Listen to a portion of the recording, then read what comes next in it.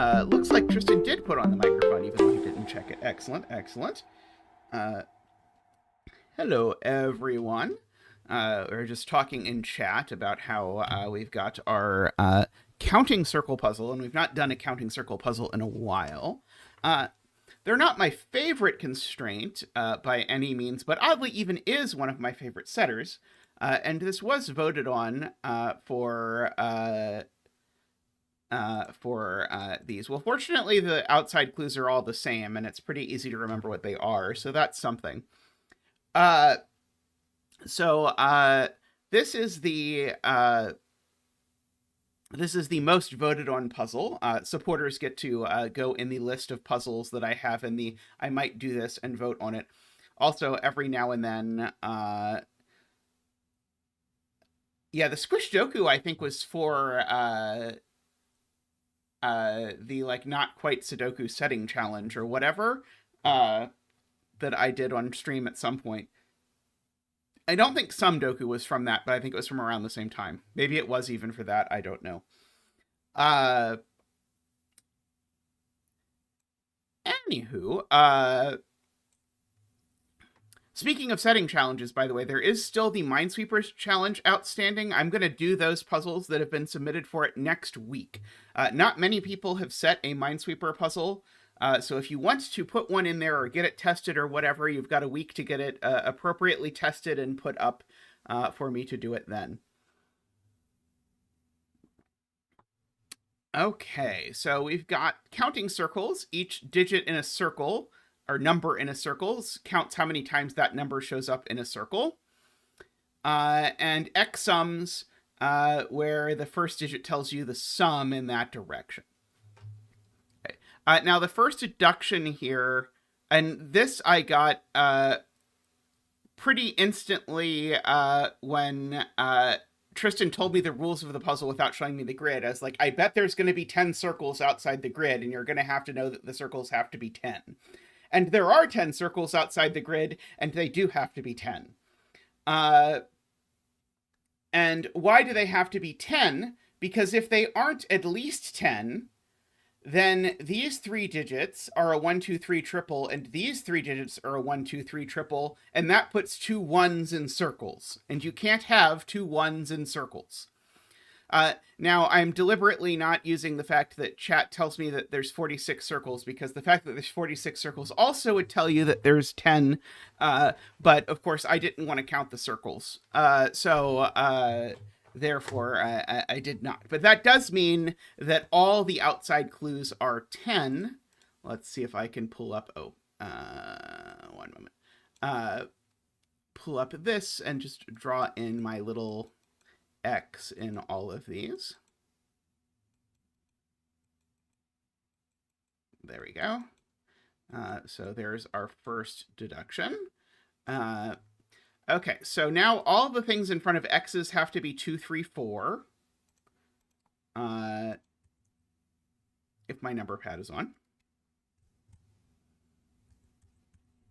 And as Chef of Death points out, this 2, 3, 4 number is, in fact, actually, it has to be 4. It can't be 2, because if it was 2... then both of these digits would be 8, which would be a problem. And it can't be 4, because if it was 4, these 4 digits would be 1, 2, 3, 4, and it would break that cell. So this digit is a 3. We get to bring out Zach for a 3 dance. Boop, boop, boop, woo! Boop, boop, boop, woo! Boop, boop, boop, woo! Ba-doop, boo-doop, ba-doop, boo-doop, boo-doop, boo-doop, boo-doop, wah! Thank you, Zach. Thank you. Okay, so we have a sort of funny, one of these is a 2, so one of these 2 cells is an 8, if I want to mark that. I don't know that that's going to be super useful. The largest number that I can have in any of these cells is 6. In fact, these are 1, 6, and 2, 5, right? Because these are 2 cell sums to 7, and they can't be 3, 4. So one of them's 1, 6, and it's this one. And the other one is 2, 5, and it's that one. This one can't be 2, 5 because of that. And so that makes that a 4, which makes these digits a 1, 2, 3, into these digits a 5, 6, 7, 8, 9. Just for the record. That's all well and good. Let's see. What else am I doing with that? Oh, yeah, this is also not 4 for the same reason.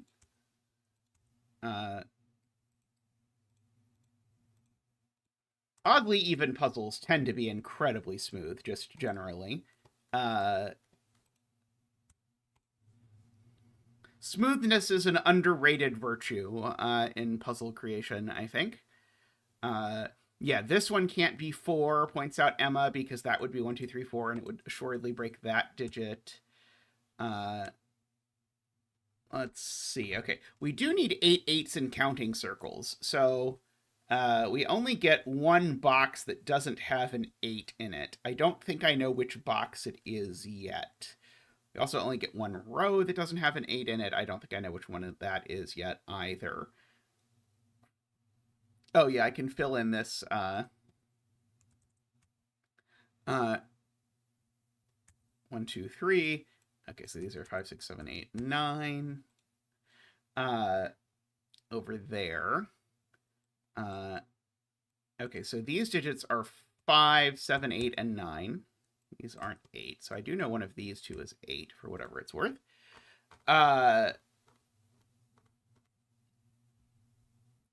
Let's see.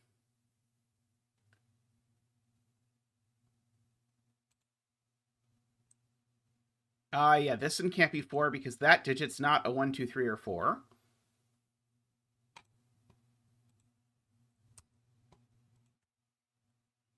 So these are 1, 2, 3. Also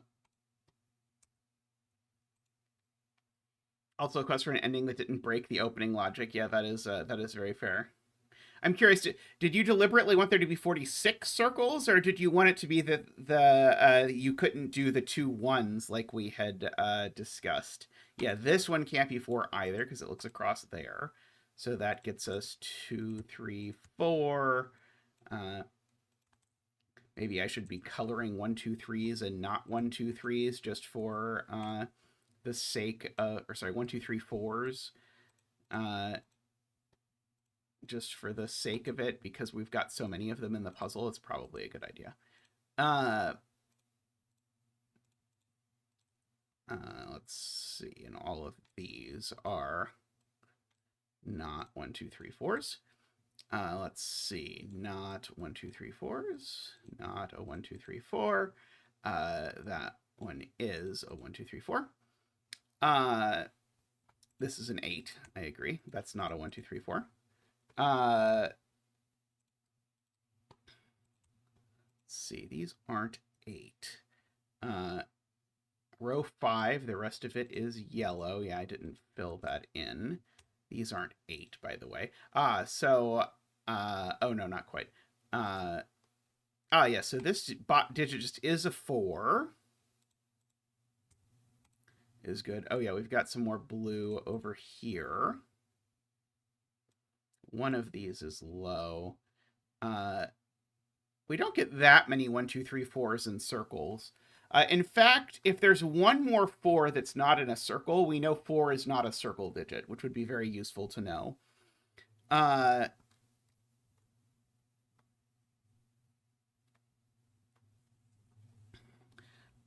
Okay, so Eden Zur says one of these digits is a 1 or a 2, because remember, these are either 1, 6 or 2, 5, and that pairs up with this. Well, actually, we just know what they are. We can even do it even better than that. Sorry, Eden Zur, I like your way of doing it, but we can do it with one step more simplicity. These are either 1, 6 or 2, 5, and they're not 1, 6. So they are 2, 5, making that a 1. Which makes that a 6 and that a 1.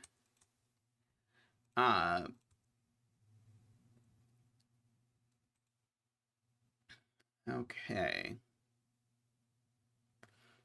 4 in row 2 is known not to be in a circle, so 4 can't be in circles. Very true. Chef of Death has a different proof that 4 is not in circles. So yeah, so 4 is not in circles. So that means, yeah, 4 is, I guess I already knew 4 is in one of these two cells, didn't I? And 4 is in one of these two cells. So 4 is in one of those two cells. For whatever that is worth. Oh yeah, this is now, that's certainly never a 4, so we know that this is a 4, because it would be 3, 3, 4, and so now this is 1, 6, which makes that a 2 and a 5, which is yellow. That makes that a 2, which is blue. It's not a 5 or a 6. These aren't 2.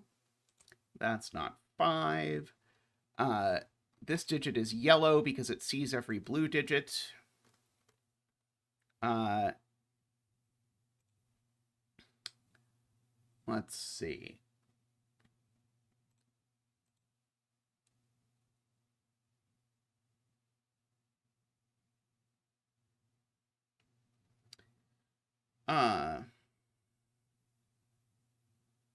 Oh yeah, 4 is placed in box 1. I agree with that. Okay, these digits are yellow.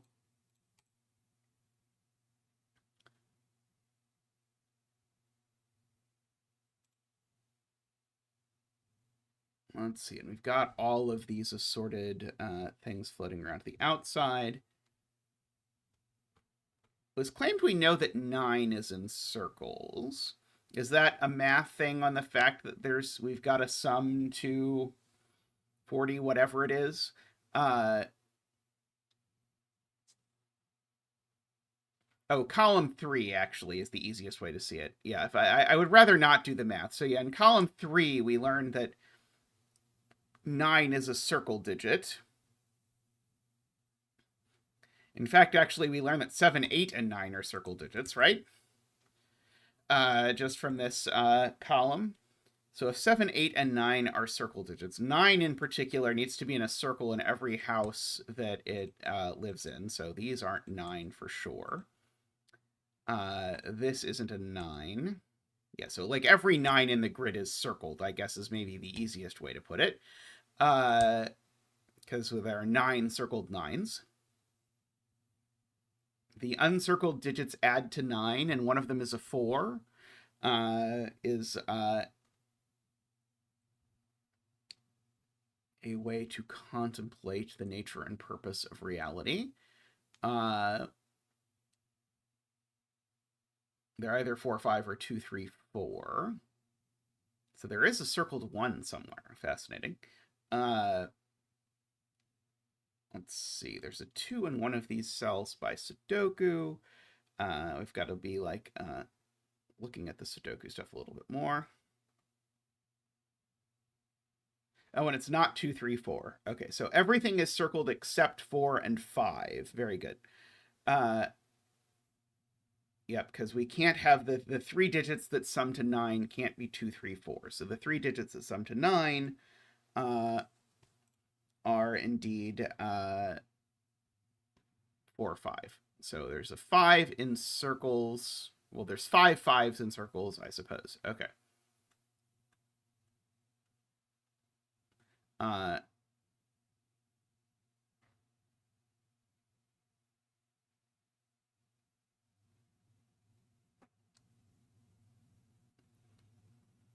So there's 2 5s that aren't in circles right away. Oh, right. There's no 5. Sorry, there's no 5s in circles. Sorry, yeah, there's no 5s in circles. Sorry, I explained the logic and then did exactly the opposite, which is usual Zeta behavior. So yeah, so we can move those around. So this row's 5 is here.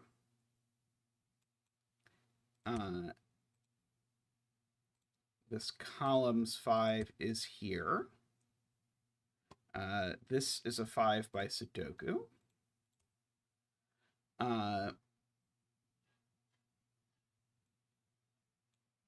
This is a 5 by Sudoku. This is blue. And it's a 1, in fact, by the column, because these are both yellow. 3, 1.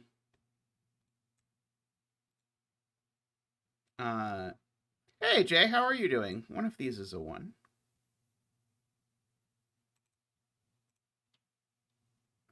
Yeah, there's a 4 over there. So 1 in one of these cells. This digit's not a 5 either. In fact, in this column, it's just not a 5 in this column. The 5 is there. Oh,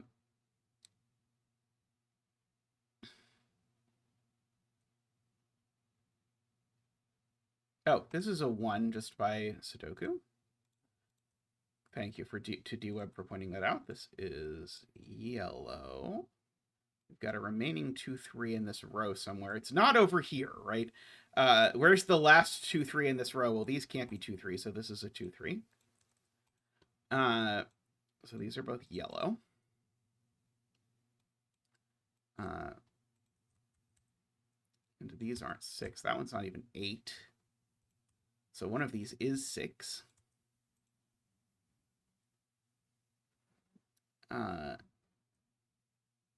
Yeah, 1 in row 9 is a good shout from Emma. 1 in row 9 can only go here, which gives us our 1 in a circle. We only get 6 total blue digits in circles. We've got 4 of them so far, it looks like. So there's 2 more.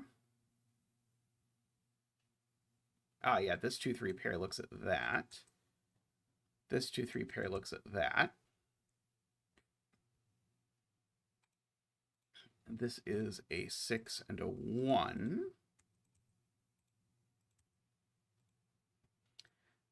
These digits are definitely yellow. That digit's also definitely yellow. These are 7 and 9 for what it's worth, and so that digit is a 6. So this digit is not a 6. One of these two is a 6, so neither of these are 6 for the column. And therefore, that digit exactly is a 6. Guess that squares around with a 6 over there. This is yellow by the box.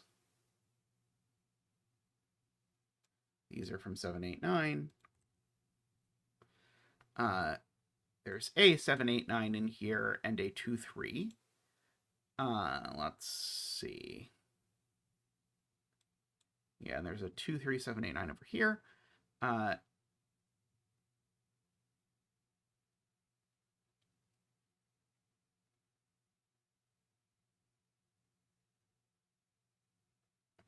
Oh yeah, that's a very good spot from Emma. We can circle X these 2 3s.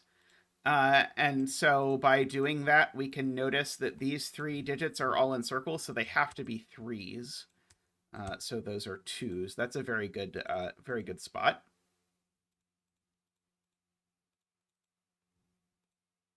Okay, so that is a 3. So our 2 2s in circles are what we have left over. Oh, this is a 2 in a circle. Our 1 2 in a circle is what we have left over. And our 1 2 in a circle must go in literally the only circle we have left, right?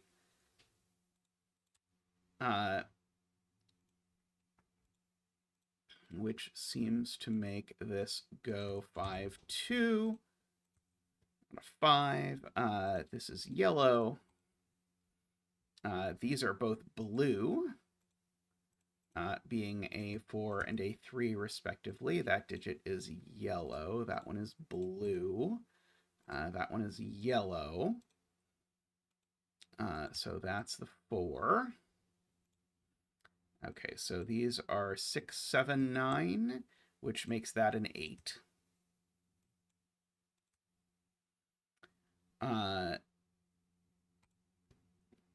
This is a 7 or a 9, which by the column makes one of these an 8. So this is not 8. This is a 7, 8, 9. This is a 7, 8, 9.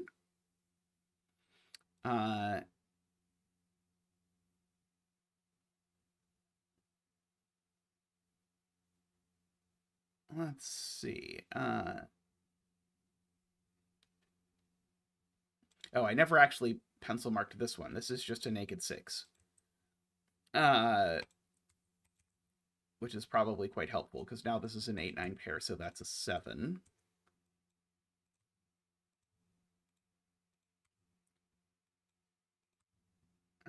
These aren't 7. These aren't 7. Yeah, 9's always in a circle, so this is an 8 and that's a 9. Now every other 8 in the grid is in a circle, so that's a 7. Because we've got our only 8 that's not in a circle. I'm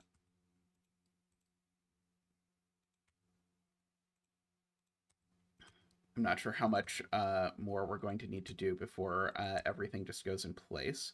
Yeah, we might not have to do any more counting, which is greatly appreciated.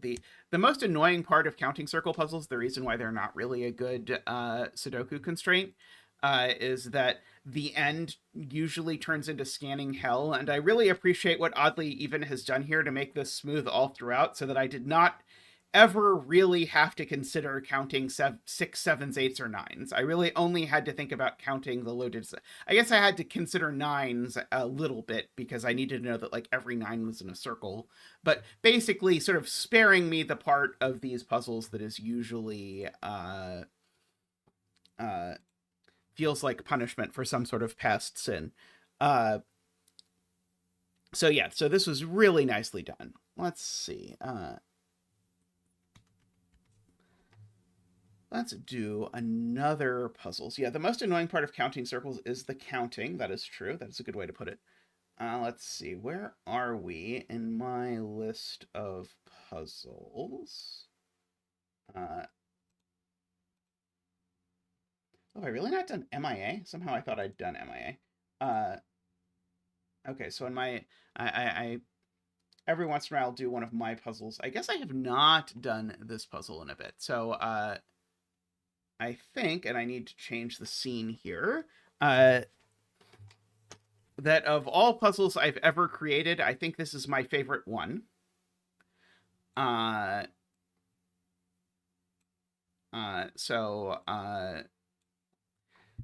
Possibly I really like, I also really like the sort of sequel to this, which is like a pencil puzzle version of this, but, we've got rules here, so, yeah, in fact, actually, maybe I should put on row column labels. I actually have a printout of this puzzle on the wall of my office because I like it. I have the blank grid next to the solved one. I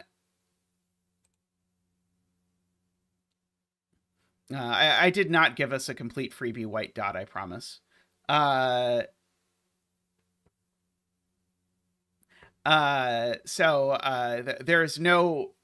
absolutely no universe in which I would give a completely free black dot, and I don't even really consider these to be given digits on clues because they're not actually sort of like the clue piece. Okay, so we need to draw some killer cages into the grid. Every dot lies on a boundary between 2 killer cages. By the way, if you like this puzzle and you want to see, this is one of the very first videos on this channel, if you scroll all the way back, is a video of me setting this puzzle. I set this puzzle across 3 days and about like 12 hours, and Tristan edited it down to a very digestible 4 hours of me setting this puzzle. Yeah, we could definitely put on dashed grid. That sounds good.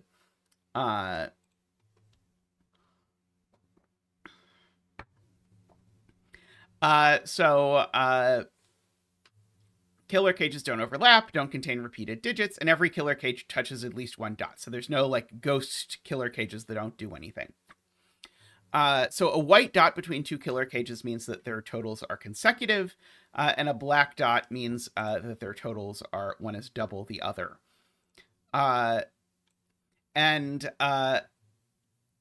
We have 2 other important rules. All possible dots are given. So there is a strong negative constraint. And also every killer cage contains its size, which is a rather convenient rule for a number of reasons, as will become evident. Okay, so very useful to start by just sort of like assigning colors, and it won't surprise very many people that you can start in box 1 in this puzzle that I made. So we can put in some border around here. Okay, now the key observation here to start is no cages in this puzzle can have size 1. Because if a cage has size 1, then we have the immediate problem that it needs to border a cage whose sum is 2, and 2 is not a valid X sum. Because actually, rather appropriately from the fact that we just did an X sum puzzle, what this is really telling you is all the cages are X sums. Because the cage size is in there. And 2, you cannot make a cage that sums to 2 and contains its size. So every cage grows at least once. So the yellow grows and the pink grows. Okay, and now Emma has told us that this is not the yellow cage, because if this was the yellow cage, then we would have the total of pink and the total of yellow have both a white dot and a black dot relation. And having a white dot and a black dot relation is a perfectly reasonable thing for two numbers to do, as long as those numbers are 1 or 2, or sorry, 1 and 2. And 2 is, as previously noted, not a valid sum in this total, so this is in fact a different cage. Okay, so we can continue creeping our borders around here. Now, blue, and so here's where the negative constraint shenanigans begin. Blue can't grow here, because if blue grows here, we know that blue and pink have a black dot relation, and so there's not such a relation there. So blue doesn't grow in that direction. And likewise, pink can't grow down here for the same reason. And therefore, blue, in fact, grows down here. But now, this is my favorite, by the way, kind of negative constraint, because although it's a negative constraint, and those are generally difficult to control, this negative constraint is so specific that actually, as Playmaker points out, you can have a really not that large number of dots. And so the point is, like, yellow here now can't grow down, because if yellow grows down, now we're violating the negative constraint between yellow and blue. Okay, and also, we now know that this cage contains a 2. And conveniently now, pink has to grow, because pink can no longer stop here, because it would need to contain a 2. So we go pink here, and pink also doesn't contain a 3 by the given digit, so pink grows here. Okay, pink cannot grow here, because if pink grew here, we would have this sort of forbidden pattern.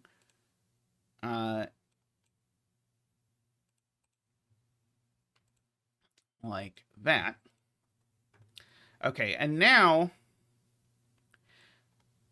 what is the largest that pink can possibly sum to? And the answer is 12, right? Because pink is consecutive with a 2-digit total. And the 2-digit total contains a 2. So this is definitely 2, 8, 9, because this is minimum 10. And so this is either summing to 10, 11, or 12. So we have to keep that in mind. We've got a green over here. But pink can't grow at all, because if pink grows, then pink now sums to at least 15. That's too many. Okay, green we know doesn't grow down. Oh, sorry, yellow could be 2, 7. Sorry, yellow could be 2, 7 is okay. Good point. Okay, green grows over here, though, because of that previously noted statement. Okay, this cell is something and grows. like that. Red can't grow here because of then red would touch blue in an inappropriate direction. And blue can't grow here because then blue would touch red in an inappropriate direction. Red sees 2, so red grows. Blue sees 2, so blue grows. Blue can't go up. Row 2, column 3 isn't going to be a real cage, so row 2, column 3 is going to get gray, I think. Not everything has to be in a cage. So this blue can't grow here. And this blue can't grow here either, because if the blue grew here, then it would touch this. So this gets a, like, some sort of, like, not quite shame color. It just gets the absence of color. Okay, so this can be something. I was about to make it light blue, which is like the one color I can't make it. So this grows. Like that. Let's see. Purple, I know, definitely doesn't grow that way. So if purple doesn't grow that way because of this negative constraint again, purple needs to grow down because it sees a 2.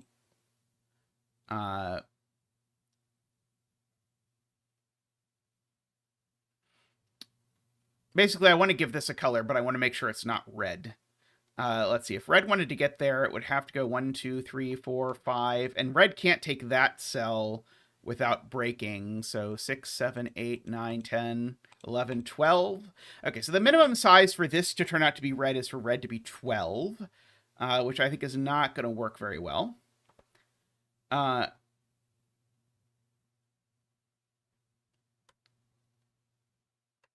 Yeah, not every cell belongs to a cage, but every cell on a dot belongs to a cage.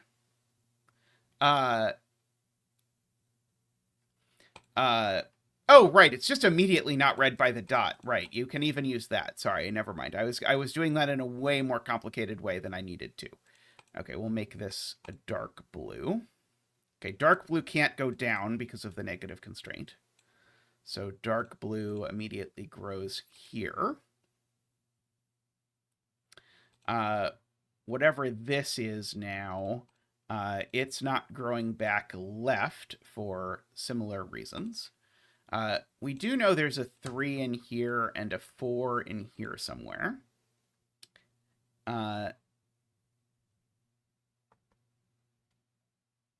Let's see.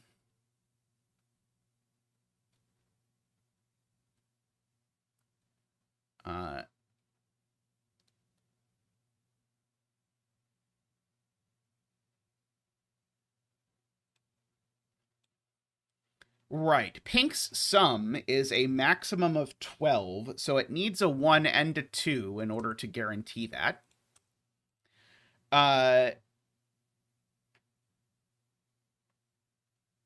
And pink only gets a 3 if the 3 goes exactly here. The 2 doesn't go there. Sorry, the 2 is definitely here. Because of the 2 in this box, sort of claiming that. So 1, 2, 4, 5 is the way we avoid a 3.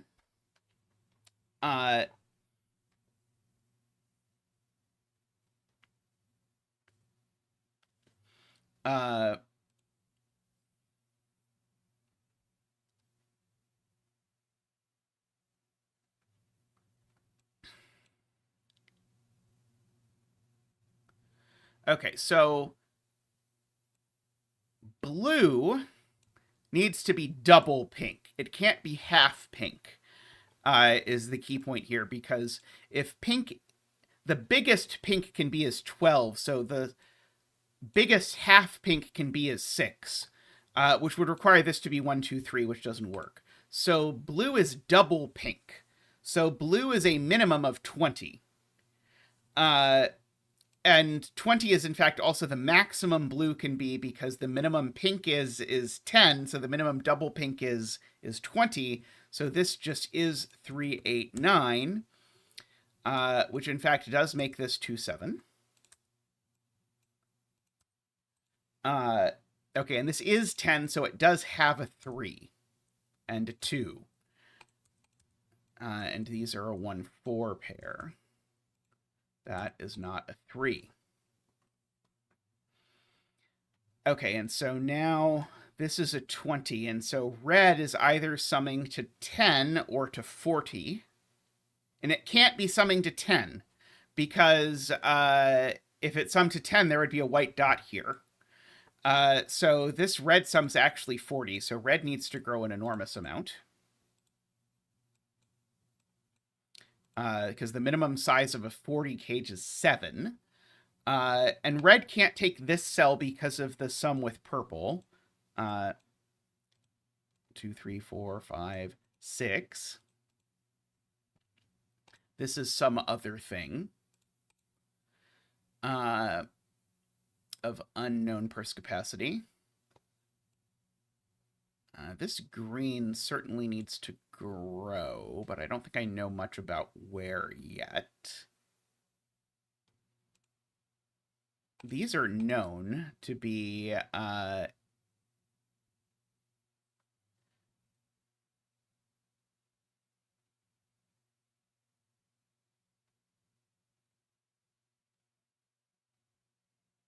5 and 7, which is not an incredibly... sorry, not 5 and 7. What on earth digit is missing? 5 and some other thing. I feel like I've checked all the digits several times, and 5 is the only digit that I don't already have marked into this box, which is clearly wrong, but we're there again. 1, 2, 3, 4, 5. It's 5 and 6. There we go. Okay. Okay.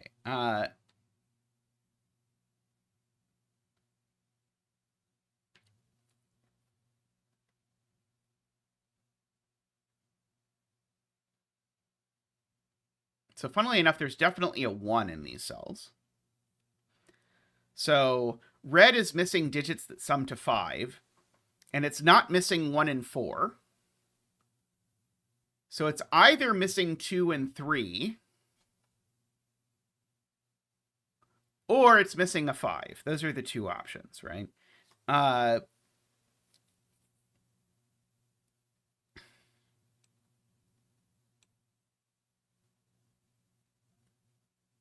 Okay, so if it's missing 2 and 3, then it would come down here and it would be done, except that then it would need to contain a 7 and it doesn't.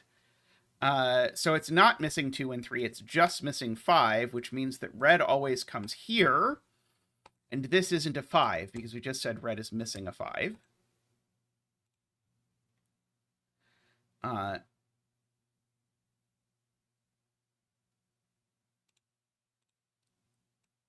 Okay, this blue grows now, and that means purple is done, because purple can't grow anymore. And so there's a 3 in these cells. Places my 3 over here.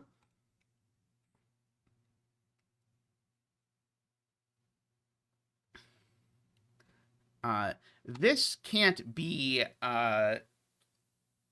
the last digit in red, because if this is the last digit in red, then red doesn't have a 7, and red definitely has a 7. It's missing 2 and 3 only. In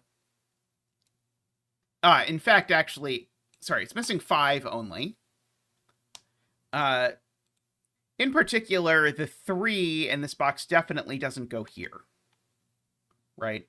Oh, in fact, yeah, the easy way to do this is to just say column 1 needs a 5 and just plonk a 5 there. I was arguing that one of these two was 3 in a more convoluted way than was necessary. So the other digit that red needs is a 7, so one of these two cells is a 7. We know this light blue doesn't go up. Like that. Let's see.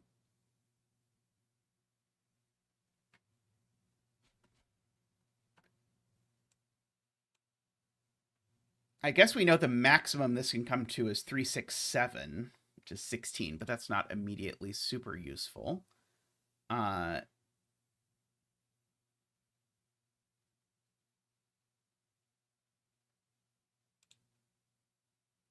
Oh, this 3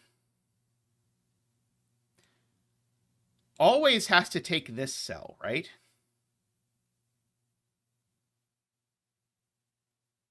Oh, yeah, it has a 5 by Sudoku. Very good. But this 3, remember, it can never grow down this side. Because if it grows down that side, it's broken the negative constraint. So the 3 always grows this way, regardless of whether it becomes green or not. And it never takes this cell for the same reason. So the 3, and the green, as previously noted, sums to 20, not 5.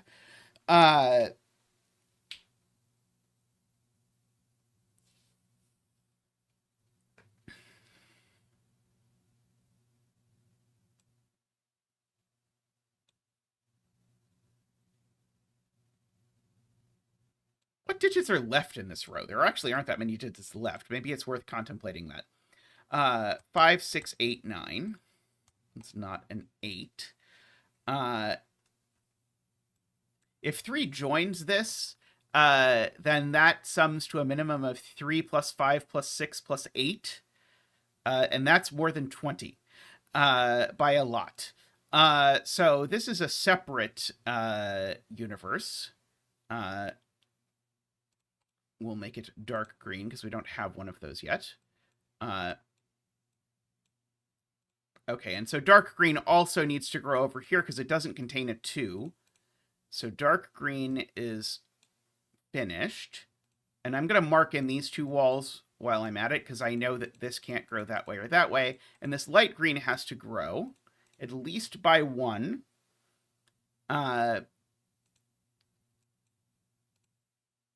And it actually has to keep growing because it doesn't have a 3 in it. So the light green, in fact, comes at least to here. Oh, and the light green can't come down because if the light green comes down, it violates that negative constraint. Hey, Puck, how are you doing? Okay, so this, whatever it is, sorry, I'm going to go ahead and put this in now. It's going to be orange. I don't seem to have one of those. We can do this over here. This thing, whatever it is, doesn't grow up.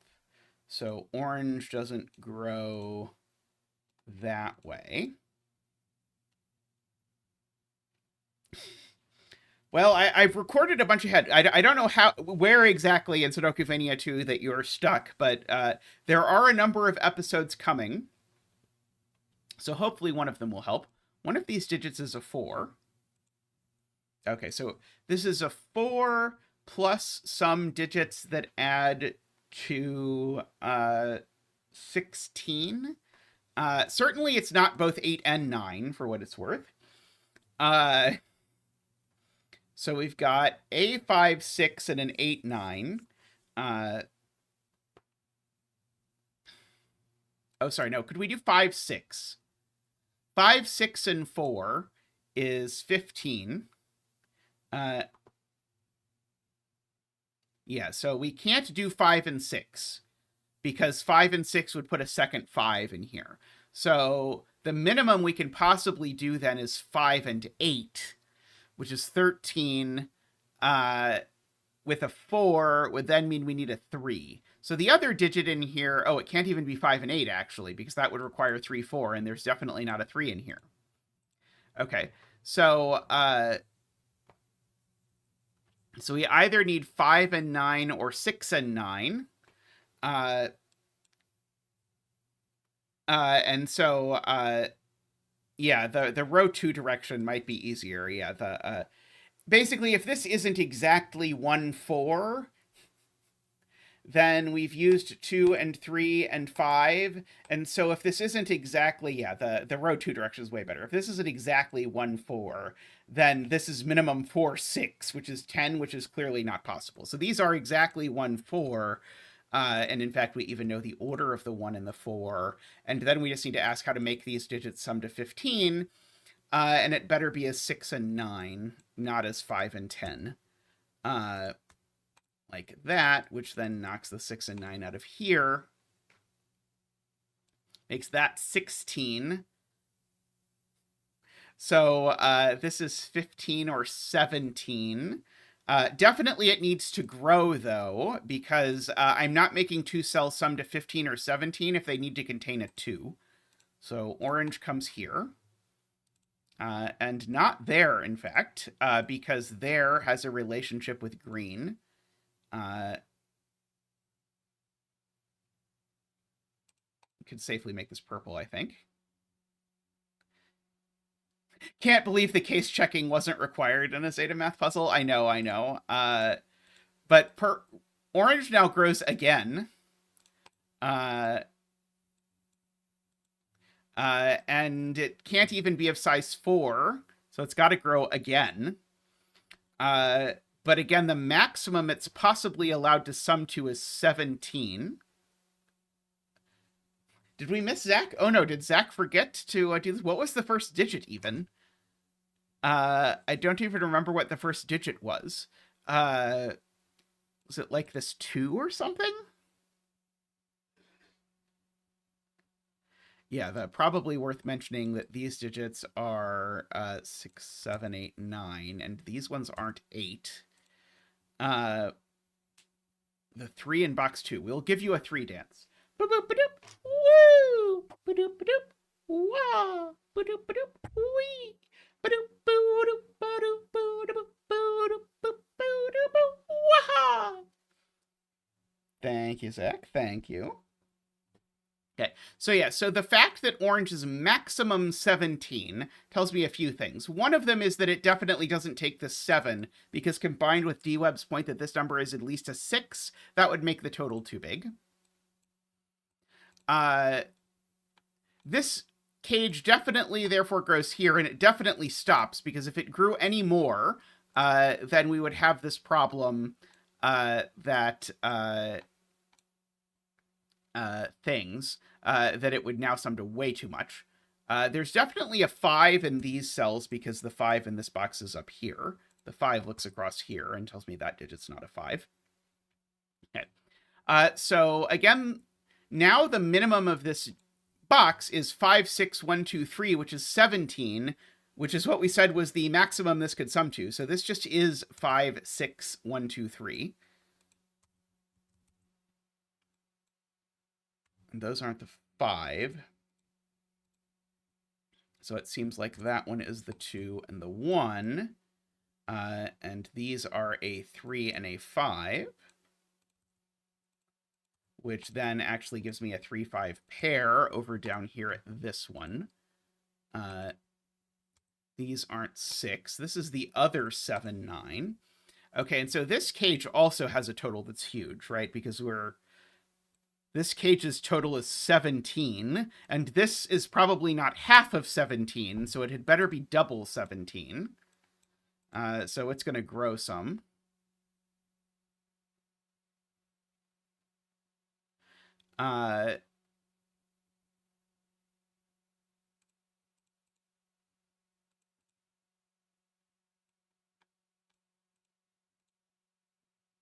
Yeah, it was because this cell was minimum 6. That was why. Yeah,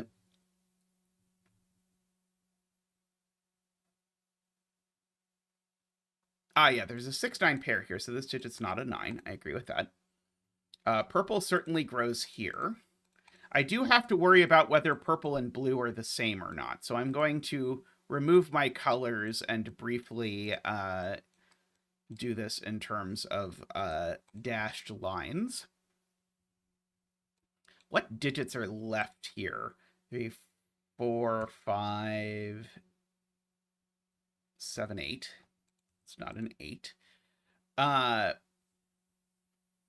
Okay, and this is a 20 cage. So this cage needs to...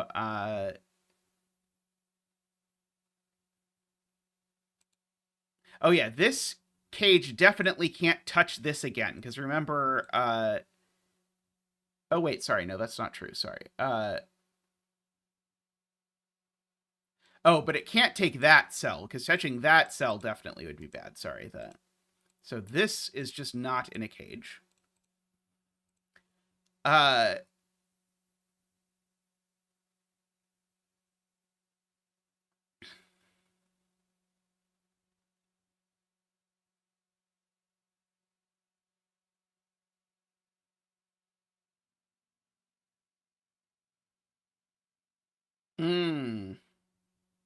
Yes, that's the point. These two can't be the same, Chef of Death got it, because these both sum to 20. And so, in fact, if this were to take that cell, that would be a problem, because it can't touch light blue. That was the step I felt guilty about in this puzzle. So this grows down, but actually now if these merge, we have the same problem. That we have a 20 with no clue and a 20 with a clue. So these actually separate and we can put our colors back. This can be purple. This can be orange again.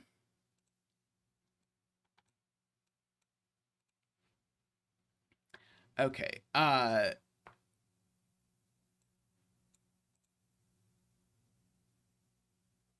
This orange has a 2. It's exactly there, which seems very possible. This is a 19 or 21 is what this is summing to. So this can't stop because... oh yeah, orange, that's a great point. J. Dyer has an easier point than the one I was about to make. Orange just doesn't have a 3 in it. So therefore orange is done, and it does have a 2 in it, and that 2 goes there. Purple also can't have a 3 in it, so purple grows. And is distinct from yellow because of the negative constraint.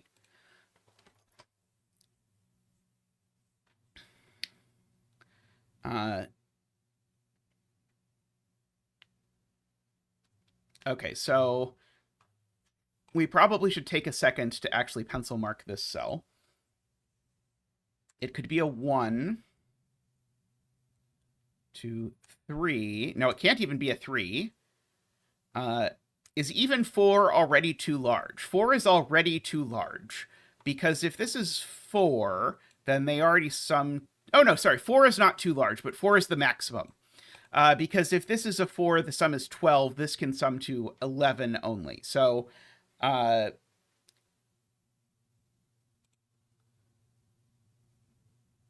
these are all definitely not in cages. That is a worthwhile thing to mention. Oh, and this yellow grows. That is also a worthwhile thing to mention. And yeah, so that means that the remaining digits in this column are, well, one of them is a 7. And that's quite convenient if we remember what we said about the 7, because the 7 in this box is in one of these two places, and the 7 in this column is in one of these two places. The only way that works is if this is actually the 7. And we have finished our red here. And this digit is now known. It is a 6. I think it's a 6. Okay.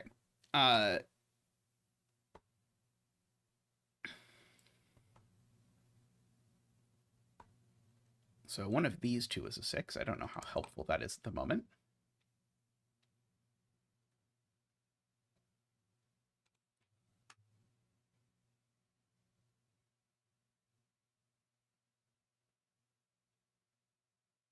True, yes. This light blue cage's size is neither 2 nor 3, is the point. So its size is a minimum of 4, at which point the bare minimum that yellow can sum to is 4, 6, 1, 2, which is 13. Right, the bare minimum of this cage is 13, which means this needs to be a minimum of 12. So it had better be 12. And now once this is 12, this had better be 11. And so now this yellow is going to be 22. So now this has to be exactly 4, 1, 2. And so that digit's the 1. This digit can't be yellow, and this digit can't be yellow because neither of these can be 2 or 4. So blue grows here. And so this digit's 2 or 4, and it's a 4. And now we need a 2, which is not there. And so we get our 2 over here.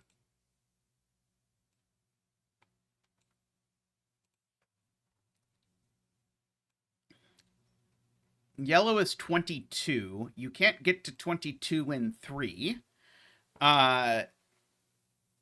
With a 3. So yellow actually needs to have this shape. Oh, sorry. Yellow could keep growing, sorry. But yellow needs to at least take this cell. That much at least is true.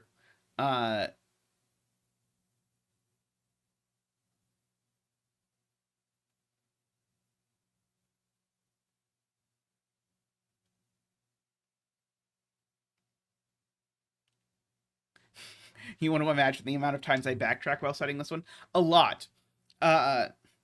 You could actually watch. There's a video of me setting this if you are so inclined to see exactly how many times I backtracked doing this. Also, the entire second day of setting it, I believed that some numbers added to 8 that did not add to 8, so I basically had to backtrack the whole day, which was not ideal. Ah, yes, these are a 6-7 pair now, and in fact, we even know the order. This is now just demonstrably not in a cage, right? And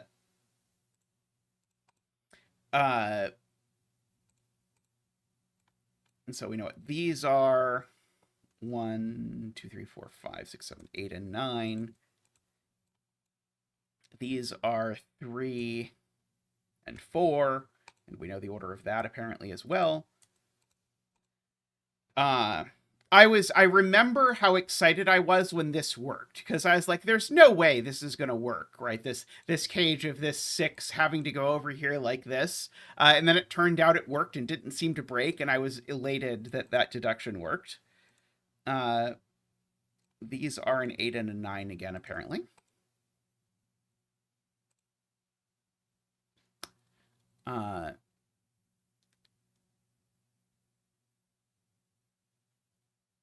Okay.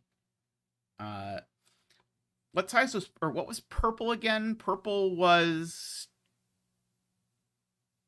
19 or 21. And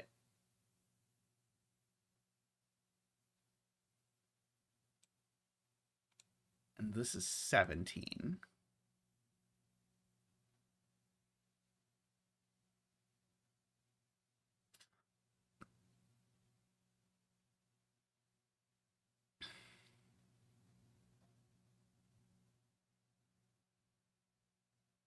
Oh, right. Yellow is 22. Right. I can even write this in. This would probably be good for my sanity if I wrote in that is 22. So this isn't 21. It's 19.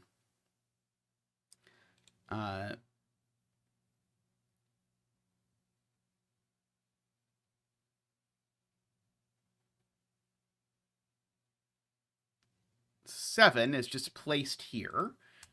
Which is pretty nice Sudoku-wise, because it places the 7 here and then the 8 there. Thank you, Jay.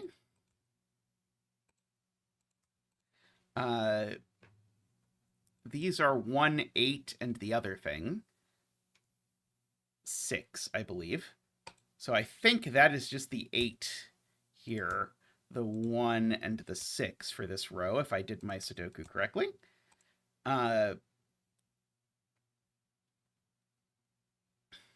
Okay, so those numbers currently seem to add to a number, which is 16, and we're going for 19. So we either grow 2 more with a 1, 2, or we only grow, or this is a 3. So this is always a 1, 2, or 3. That one's not a 2. Very tragic, very tragic.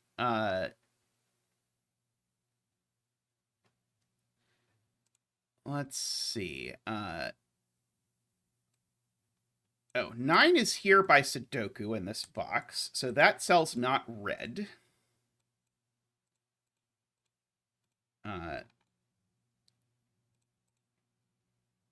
That seems helpful. Am I sure that this is yellow? Am I sure yellow doesn't grow this way? Oh, yes, yellow can't grow that way, right. Yellow can no longer grow... Oh, no, yellow could still grow that way until purple grows that way, right? Unless we have mathed something over here that I have not mathed yet.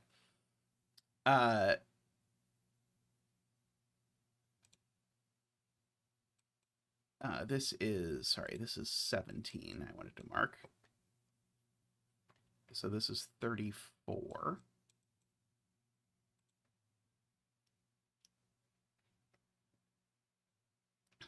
There is a 9 on this black dot by Sudoku. Seems very helpful. 2 in column 6 is identically there, which is, again, almost insulting. Let's see. These are 1, 2, sorry, not 2, 1, 3, 5, 6. 3, that's not 6. So this is a 1, 3, 5 triple, it looks like.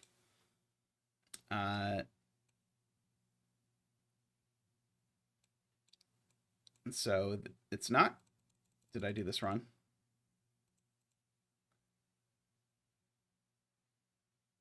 Oh, I didn't enter enough digits. 1, 3, 4, 5, 6.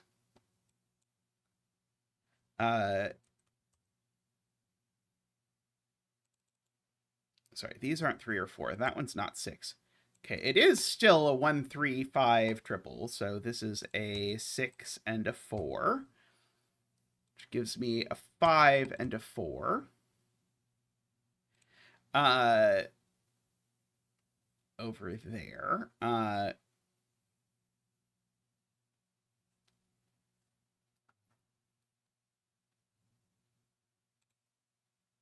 Okay, so this is a 22. So, oh yeah, this is also a triple, so this is just a write-in. That's a good point. From chat, this is also a 4.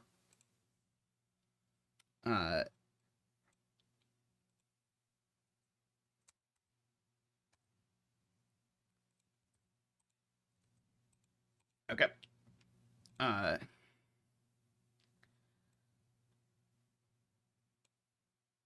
So yeah, so if we go over here, then in our goal to get to 22,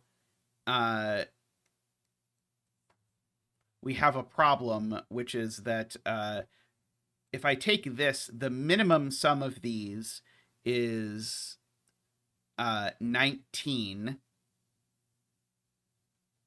but and the maximum sum is too big.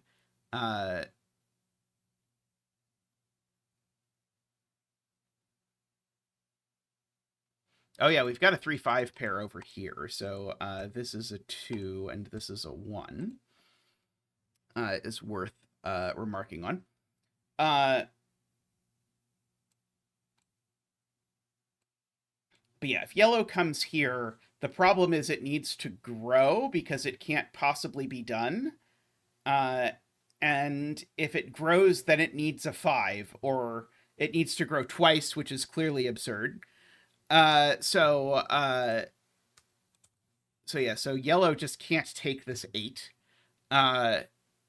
Yes, it would be a 5-cell sum without a 5, or a 6-cell sum that doesn't sum to 22. Those are your basic options. So yellow doesn't do that, and so yellow needs to come back and take this, which then resolves what happens with purple, because now I add these numbers together and get 17 and a 5. Like that, which does mean this purple does grow, and now it's done. And now this total here in pink is now 18 or 20. However that happens to go.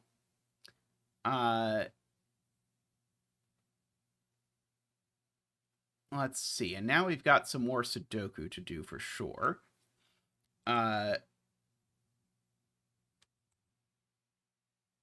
2, 3, 8, actually. So that is an 8, a 3, and a 2.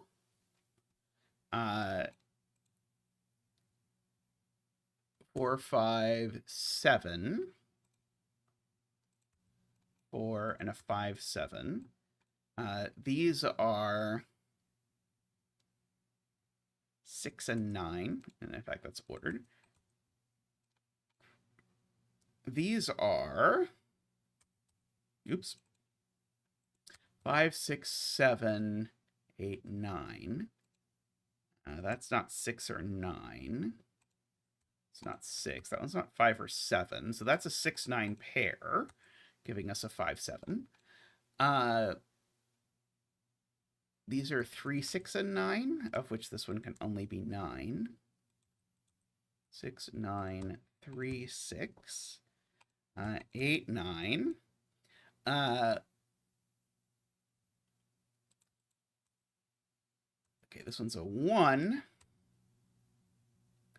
And that one is an 8.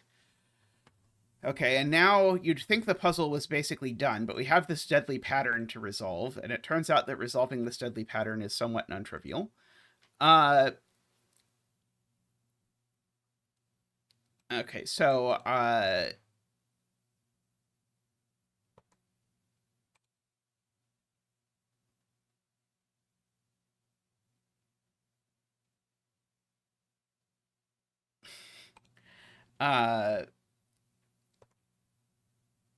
okay, so right, this pink, we need to ask what size is this sum to 18 or 20 going to be? And the answer is it's at most 5, but it contains an 8, and so 5 is also... Oh, I guess it could be 5 as long as it's exactly 1, 2, 3, 4. However, that is...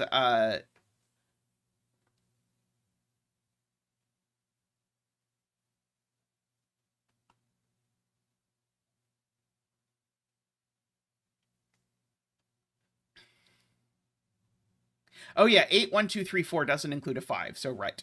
Very good point. So it's either size 3 or size 4. And if it were size 4, it would be 8 and 4 and what? 8 and 4 and 2 digits that sum to...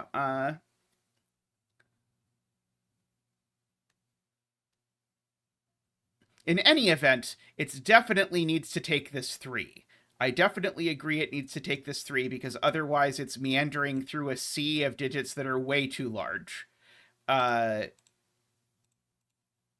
then, like, what 4 is it even taking? It doesn't even have a 4 it can take. So we need to, yeah, so that's actually not bad. If you look at it from a point of view of, okay, once I know that I'm going for, once you realize that 1, 2, 4, 8 does not have a,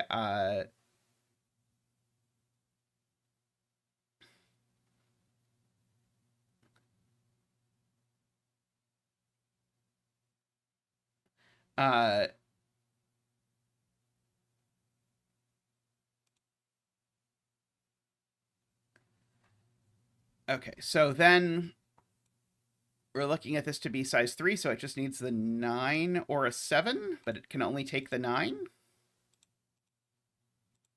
And then it's done. I think that's right.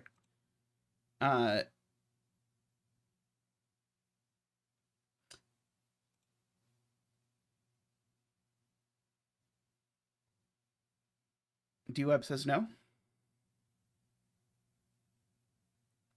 Oh, it could take a 7 below the 8. You're right. Sorry, it could also take a 7 below the 8. You're right. It's never taking... Oh, it could even take this... No, it can't take the 7 below the 8 and the 2. That's not an option.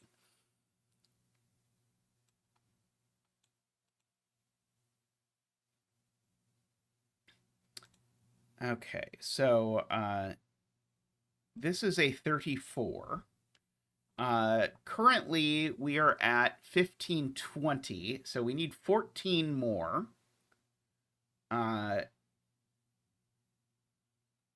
Which means it's going to need at least 3 more cells. And it's certainly not getting 4 more cells. So it needs 3 more cells exactly. Which means it is going to need an 8. No, it's going to need a 7, right?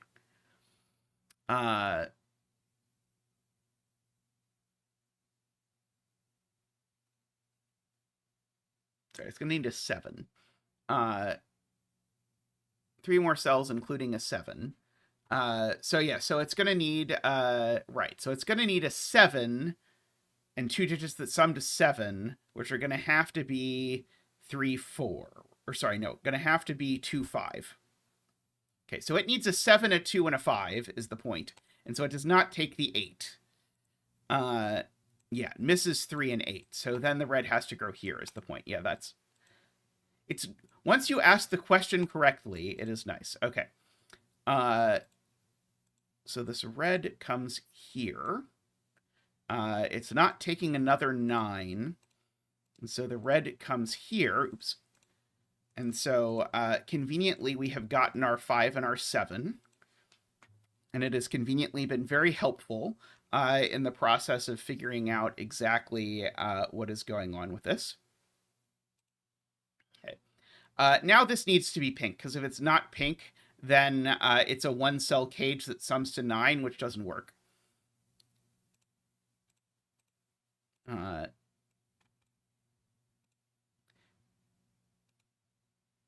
so, yeah, all of this is gray. That's gray as well. Okay, and so this is 20. So this is either 10 or 40.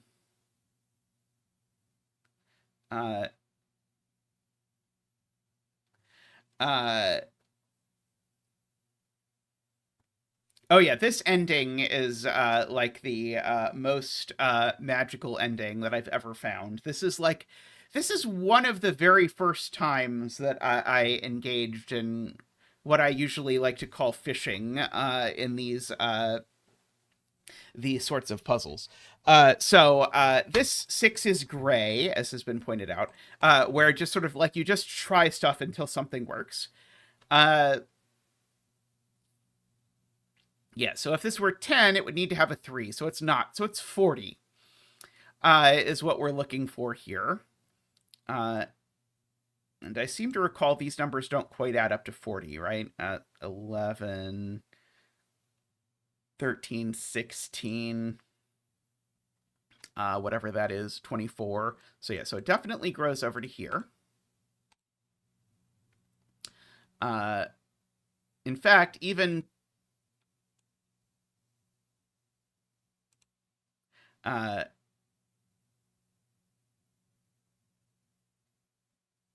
yeah, the 40 needs a 9 no matter what, right?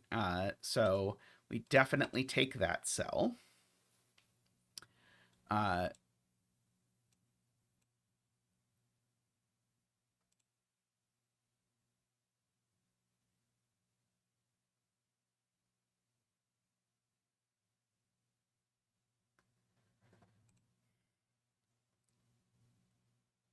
Why can't green take row 7, column 6?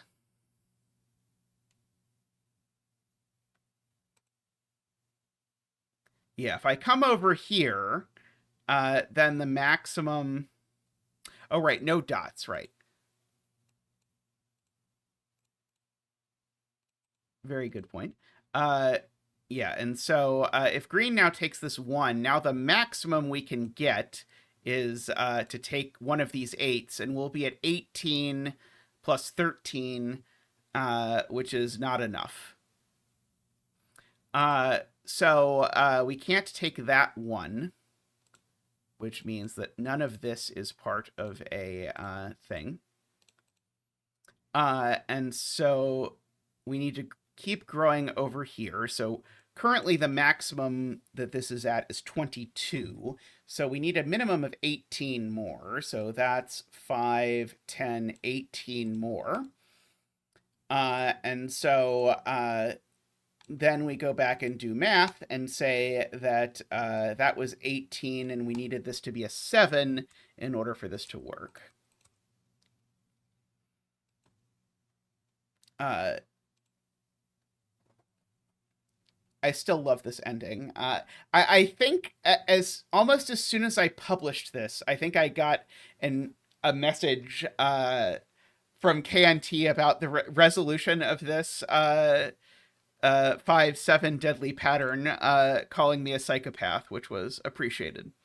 Also, this puzzle got my favorite ever comment from Fistamafel, which I greatly appreciated. Yeah, this puzzle's old enough to be pre-answer check. Like, answer check is a relatively recent innovation. This puzzle is from, let's see, what date was this published? It was at our old house, so that tells me something. 2022. 5 stars at the time. Alrighty, I'm going to take a quick break to stretch. I'll be right back.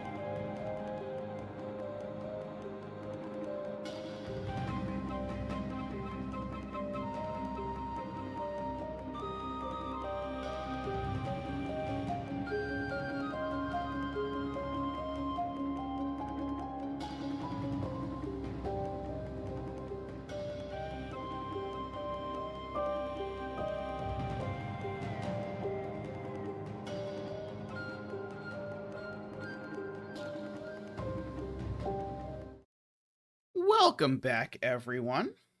I saw this puzzle from Itrio, and I was very intrigued because I like these are usually like myopia arrows.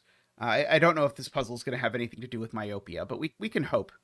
Or Pentopia, or any of the 6,000 other names that puzzle genre goes by. So let's see how it goes.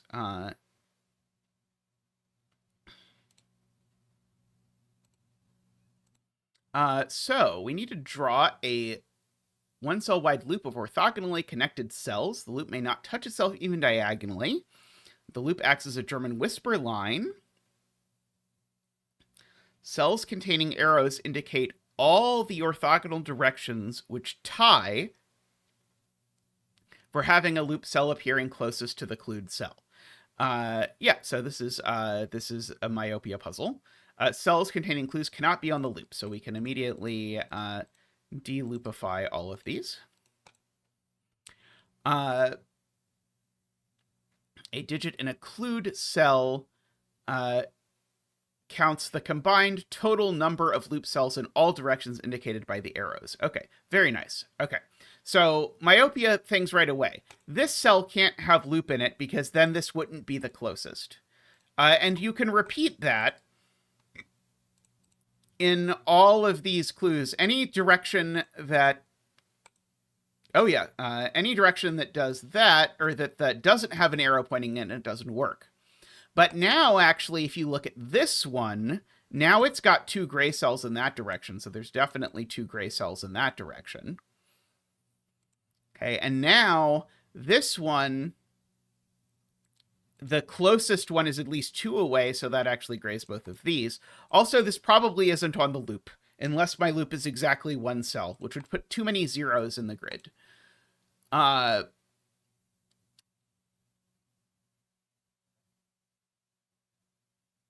Okay. This being a 1 is assuredly problematic, as Jay Dyer points out. Myopia Build Your Own Killer sounds like a lot of fun. I would love... I haven't actually made a myopia puzzle, even though I always love solving them. I probably should at some point. If these are all loop, because the loop can't touch itself diagonally, our loop looks like this. And that has the problem that we then write a 0 in this arrow, and this arrow is also broken from the other point of view. So we get these, which then also gives us these. And it's a loop, so that immediately gives me a few other greens that I get for free.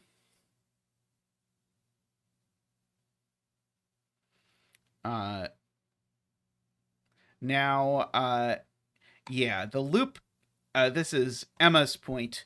The loop can't possibly go here, because if the loop goes here, now we have basically forced the loop to never visit down here. And that is a problem. So the loop has to go these directions. And indeed, the same thing would happen if the loop went here. So we have to actually make it to here, and likewise on this side we make it to here. This number is now a minimum of a 6. Yeah, this number is now a 6. This is not on the loop. Ah, yes, because this was loop, this is also loop.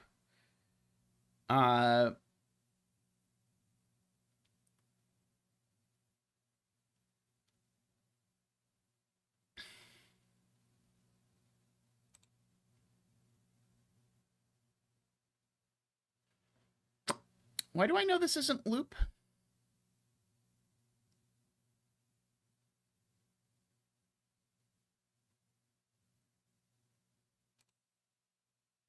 I don't quite see why this one's green yet.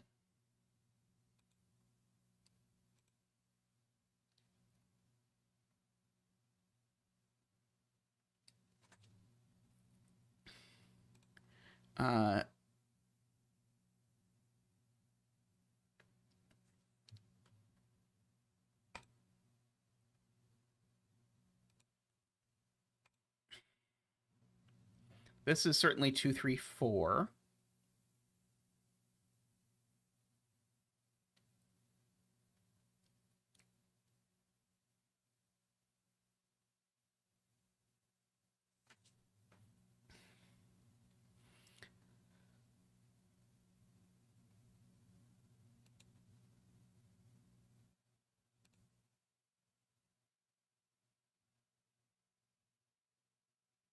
Oh yeah, there is a weird...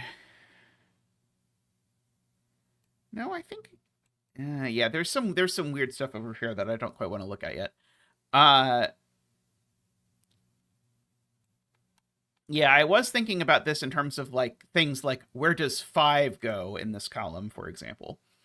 Also, this number is also a 6, 7, 8, 9.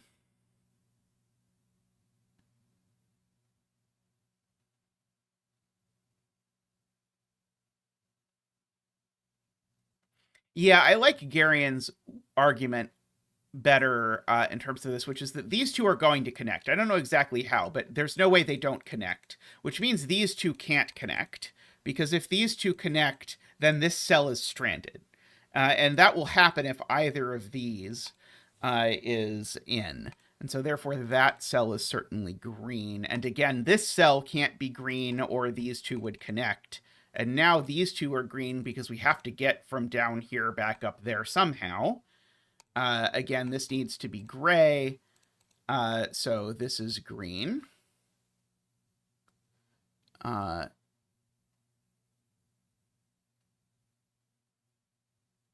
Right, this needs to be green in two directions, and it's those two directions, because those are the only two directions that exist. So it'd be this snake touching itself. We don't want any of that. Okay, is this now a 9? Not yet. It's an 8 or a 9. Oh, that being gray makes that gray because of the myopia clue. These three being gray makes these 3 gray and that one green because of this clue, which now makes this also green, which makes that gray and that gray because of the diagonal touching rule.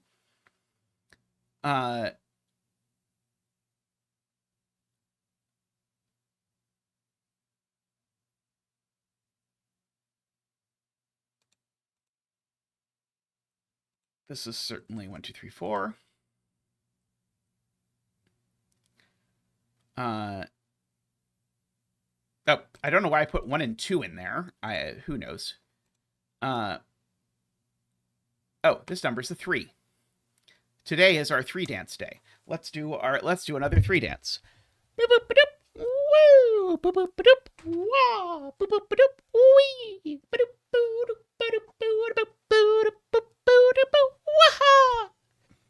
Thank you, Zach. Thank you. Oh,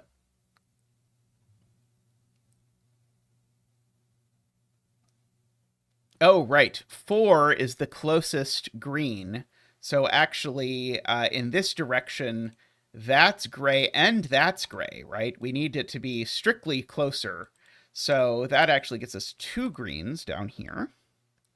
Okay, the green certainly can't go over here because it would end up touching itself.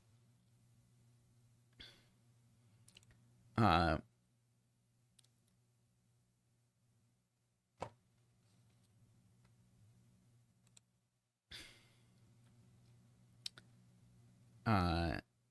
you got this big giant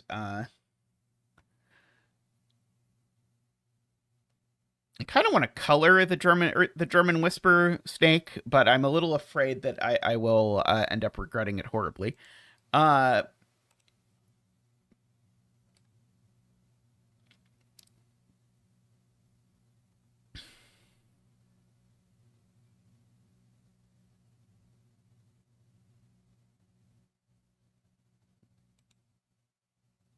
this certainly isn't a 9. Let's do that.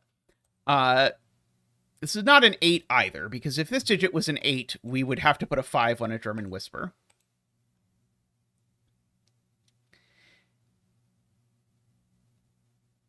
If this digit is 7, then I think I can get away with the 2 digits being off of the whisper being 5 and 6. Sorry. If this is a 7, I only get 1 digit off. So if this is a 7... well, I get the 5 off. Yeah, that would be it, right? And so we'd have all of these here. And that doesn't really work, right? If I put a 5 here and this is 7 long, then the problem is that now both ends of this 7 long whisper loop or whisper line are the same color, and so that means I can't place both 4 and 6 because I could only place one or the other. So this can't be 7, it can only be 6.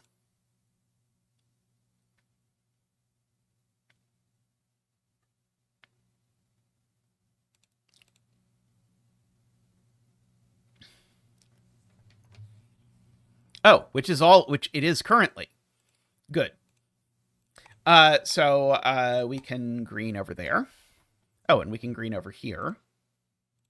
And we can gray those. And now this is an 8, right? Yeah, now this is an 8. So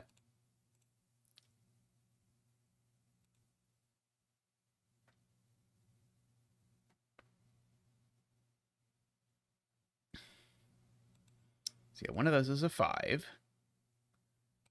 I guess I can try yellow purpling the whisper loop.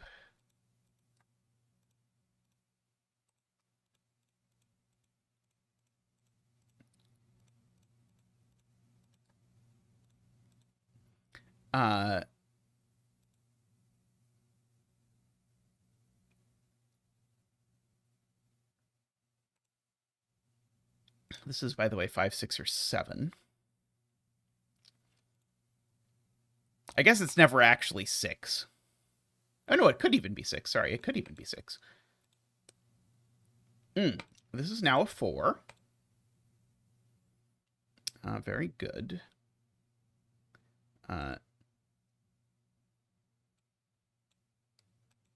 This is at least a 5, and it could be a 6.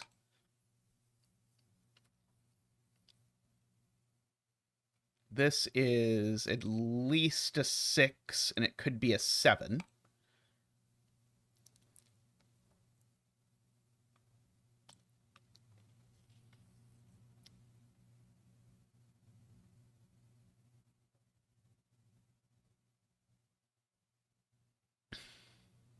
Yes. The point that Eden Zur notices is, where does 4 go in this column? It can't go there. It also can't go here because of that digit. And 4 can only go sort of at the end of a German whisper line. Can't go here, though, because both of those would be 9. So actually, these are 4, 5.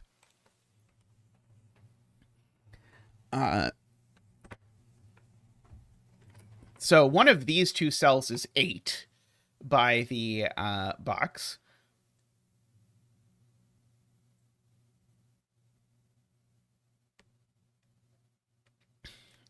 I don't know that that helps a whole lot, but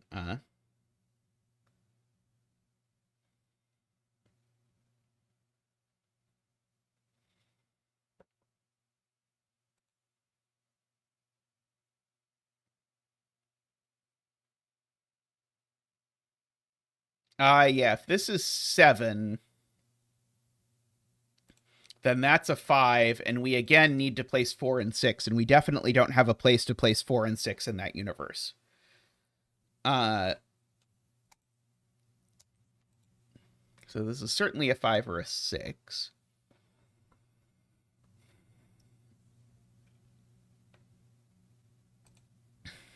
Oh, or row 7, column 1, which I forgot existed for some reason.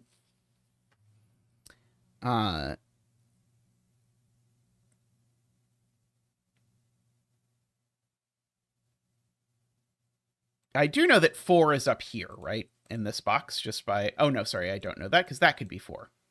Dagnammit.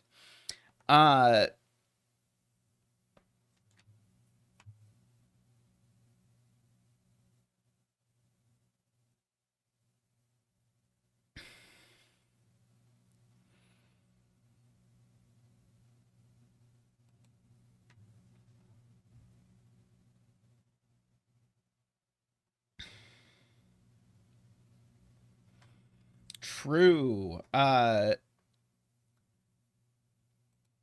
of these 3 yellows are the extreme yellow, Luna points out. None of these are the yellow 4, 6. And so if I make any more yellows in this row, they have to be capable of being a 4, 6, which this cell can't be, so it's not loop. And so the loop comes over under here like that, making both of those yellow and that purple. That was a very good observation. So that finishes that this is a 7.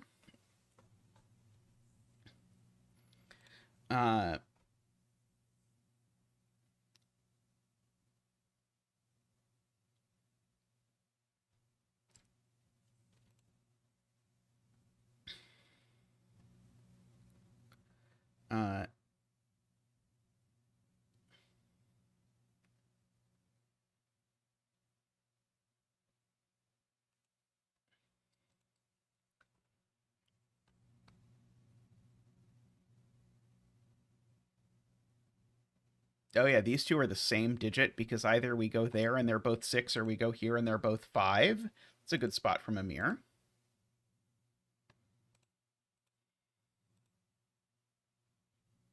I don't think I know that these aren't 6, do I?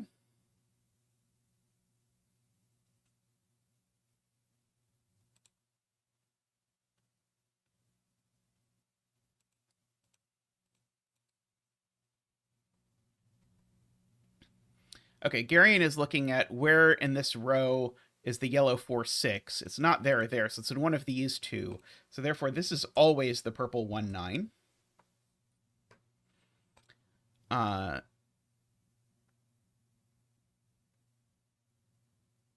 Agree about that. Are there any other spaces where we've got 4 of something in the row?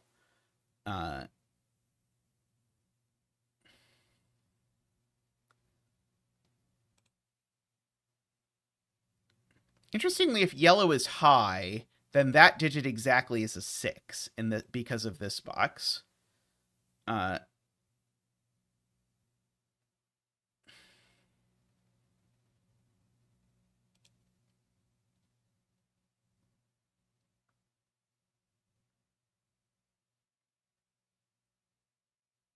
Yeah, one of these two is purple 1, 9.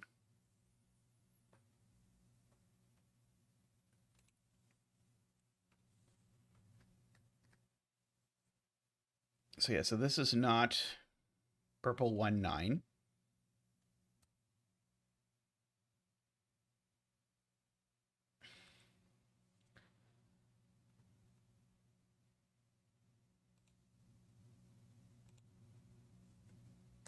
So then I wrote a 9 in there anyway. For no good reason.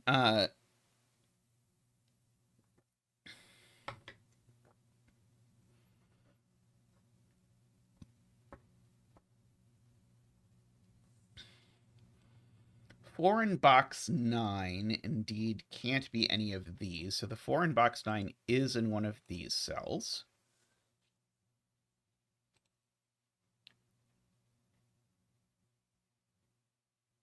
So the question is, can these both be yellow 1, 9? And I don't know the answer to that, I don't think.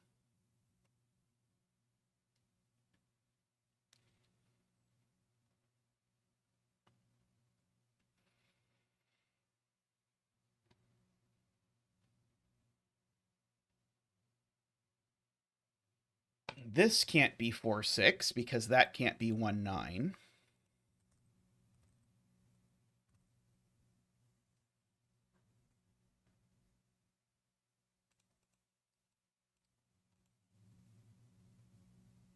Oh, this could just never have been 4, 6. I don't even know what I'm talking about. I was looking for like ways to like narrow down stuff using this 1, 9, but it was something that was just always true.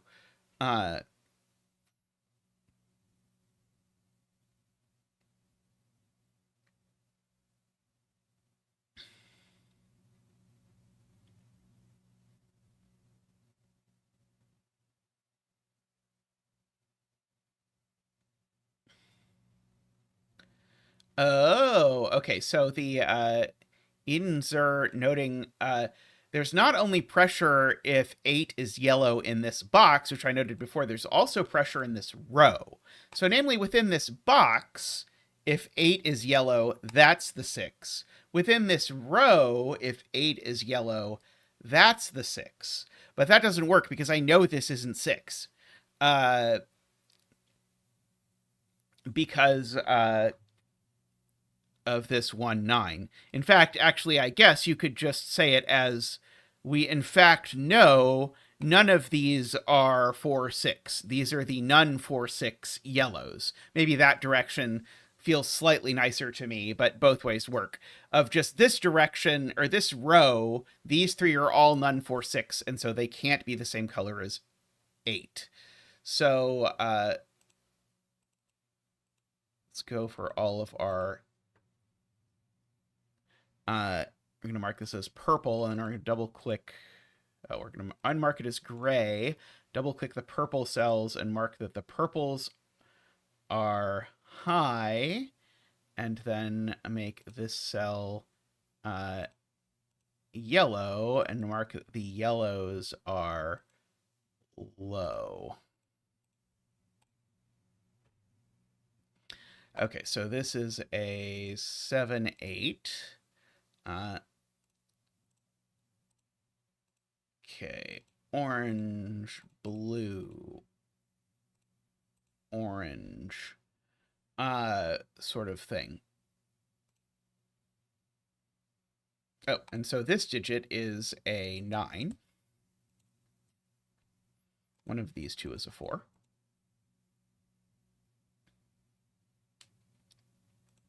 I suppose what I could do to make this look nicer is I could just draw in my German whisper snake now and then just remove gray and green.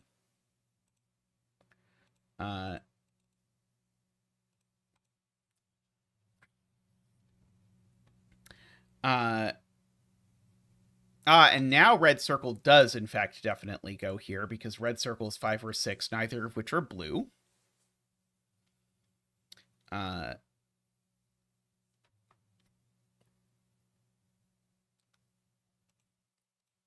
These are 1, 2, 3, right?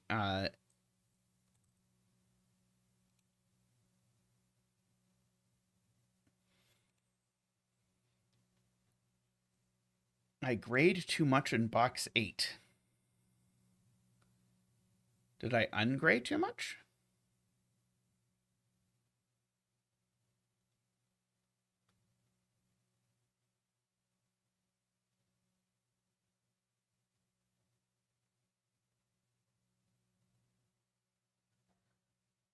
I don't understand.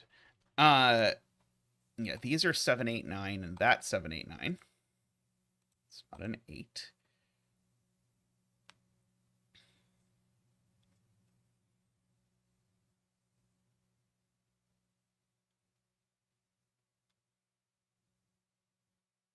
This is a 1 or a 2. I should probably mark just for the sake of it.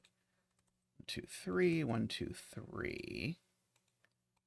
Of course, these are all from 1, 2, 3, but that's not very interesting. This is 1, 2, 3, and that's 1, 2, 3. Actually, that is a little bit more interesting because it's using the fact that that digit's a 9.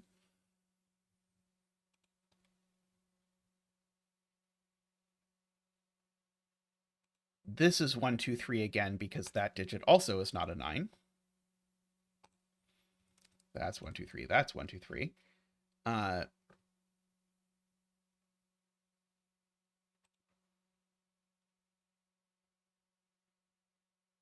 So this digit is a 7, Todd points out. Very good spotting from Todd. This is not an 8 or a 9, and it's not a 6, so it's a 7.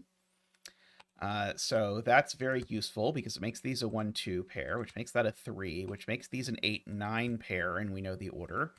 7, 9, 8, 8.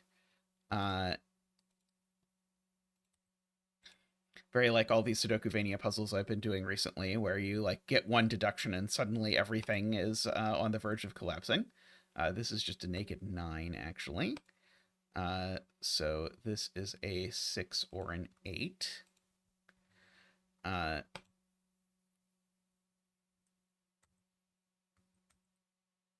7, 9.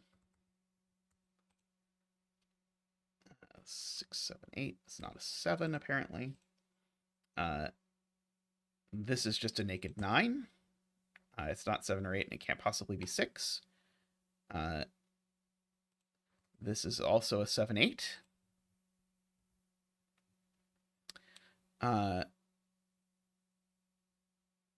Yes, one of these two is 4, and we know which one. Thank you, D-Web. So that's 1, 2, 3. One of these two being a 3.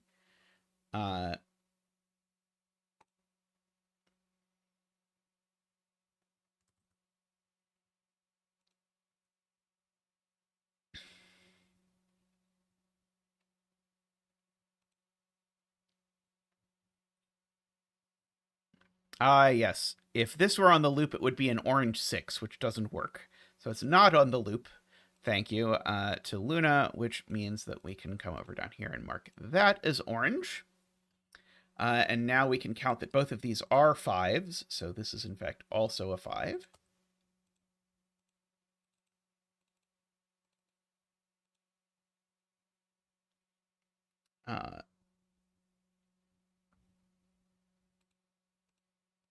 Makes that a 4, makes that a 5.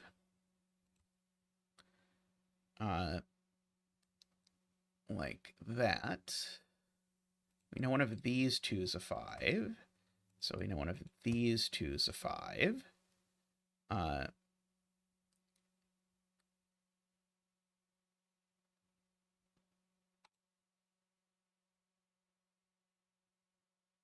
This is a 7 or a 9.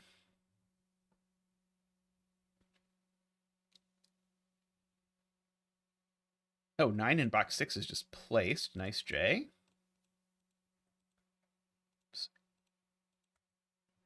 Let's see. Does that get me 9 anywhere else? I know one of these two is 9, I suppose. 4 in column 5 is free, if you ask the question. I agree. 9 in box 8 is also free, if you ask the question.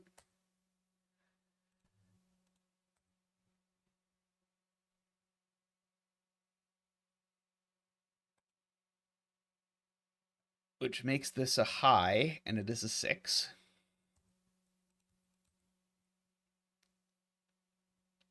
A bit of a shame. It would have worked out nicer if it were the other way around. These are both low now for the row. They're low 1, 2, 3s.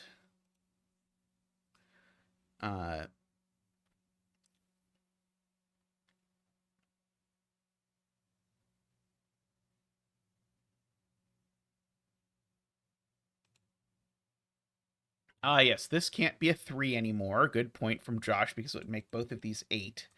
So that's a 1, 2, and that's a 1, 2 pair. Looking up, making that a 3. Which goes ahead and knocks those out of the way.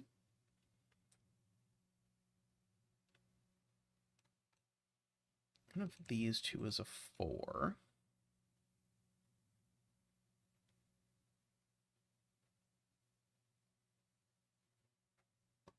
What are these? These are a 1, 2, and a 9, right? I just don't know what order.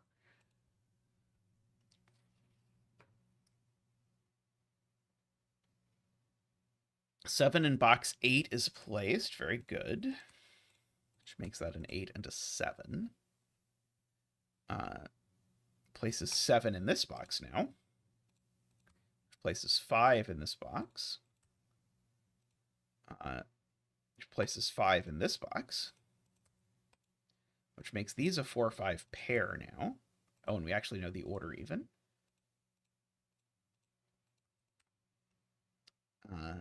So 5 up here somewhere, but I don't know where yet. It's just in one of those two cells. Let's see. Oh, yes, this is a 1, 2 pair, making that a 3, and this is a 6 or an 8. It's not a 3. 7 in box 1, placed up here.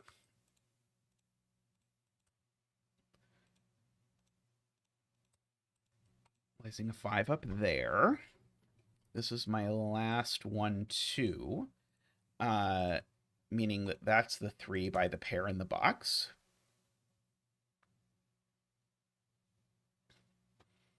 One of these two is a 3, but I don't think I know which one just yet. One of those two is a 3 as well.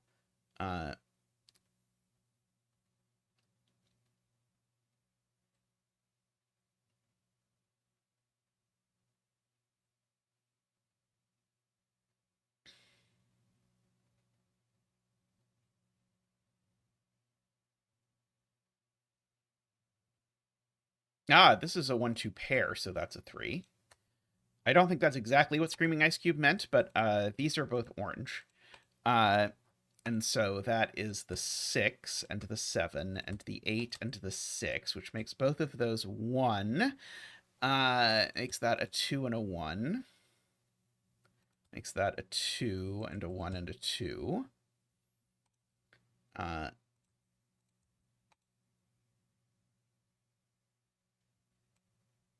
these are 1 and 6 in some order, which places the 6 in this box here. Seems to make that a 4. So these are a 3 and an 8. So these are a 2 and a 4, and are both blue. I didn't notice. Oh, these are both blue as well. They're from 1, 3, 4. Oh, and this one is a 4, 4. This one is a 4, a 3, and a 1, which gives me the 2 and the 4, which gives me the 1 over here. Like that. Yeah, the smart way to see that was Josh's way, which is to place the 1 in this box, but we don't always do things the smart way around here at Zetamath Incorporated. Let's see, what's left in this box? A 2, a 4, and a 6. Neither of those are 4, so that one is. If I just hit mark, I win. That's probably true. Okay, so we'll work on our coloring.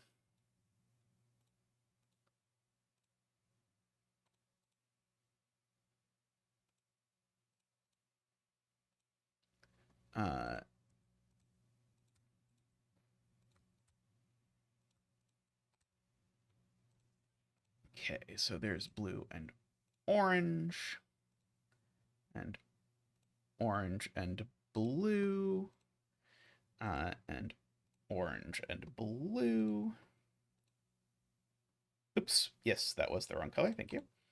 I have to imagine you have to use some sort of computer search to set a puzzle like this. I could be wrong, but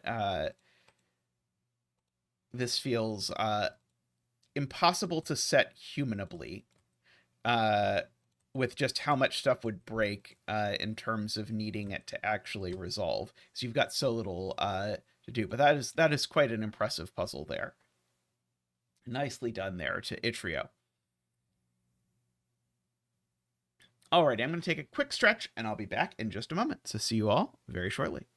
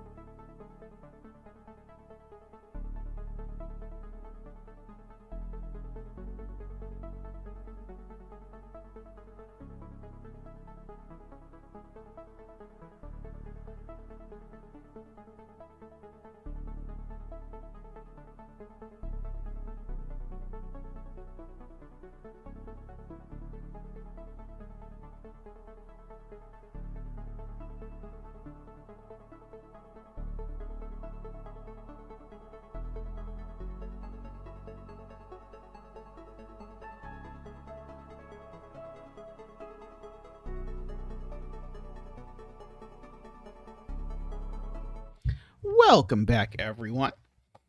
I was excited to see Jay Dyer back on the setting scene. So let's have a look at this new Jay Dyer puzzle, which perhaps unusually for J. Dyer, is a 2 vanilla constraints put together, so killer and arrow. Let's see. We know we've got a 1 and a 2 in here. So these numbers are at least 3, because the 1 and 2 from this cage definitely see these digits, and they can't be larger than 8. That still doesn't tell me a whole lot immediately about what's going on here, but it seemed the important thing about a cage of this shape. Of course, there's a 1 in here.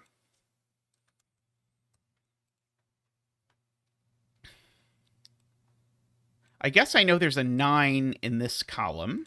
That seems worth remarking upon. And if that's a 9, then I guess this digit can't be a 9, so that means that one can't be an 8 either. This number is at least 4, because of what we have said. And that one's not 9. Okay, this one's at least 3, so this one's at most 5. You can just barely put 9 in a 4-cell 16 cage, I suppose. This one's at most 6.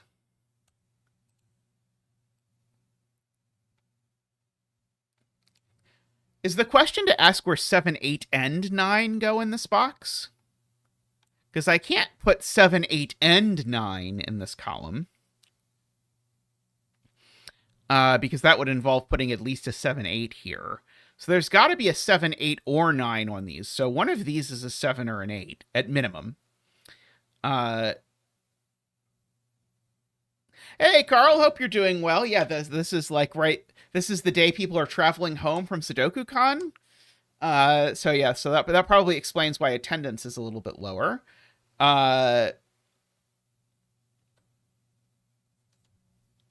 Oh, let's see. This can't be 7. Okay, that will be huge if we can prove that. If this is a 7, then that's a 1. And now the 16 cage has no 1.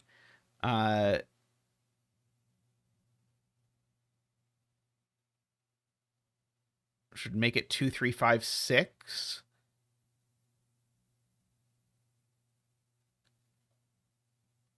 Oh, no, it's not that. It's this cell. If this is a 7, the problem is it makes this an 8, and now where does 8 go in the box is the problem. Yeah, that's very cute. Yeah, so if this is a 7, that's an 8, but now I'm obligated to put 8 there, but now both of these are 1, which is horrendous. So this is not a 7. Sorry. And now this is a 7 or an 8 because of my previous note that I can't make these 7, 8, 9. So 7, 8 always goes with 1, 2. Makes this an 8 or a 9. Can I put a 7 and an 8 in here? No, still no, right? So this digit's definitely a 7, 8, 9. Because otherwise I'd be obligated to put both of them here.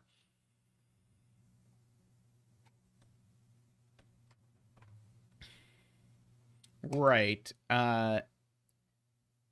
This digit, I guess, could go there. This digit goes in there.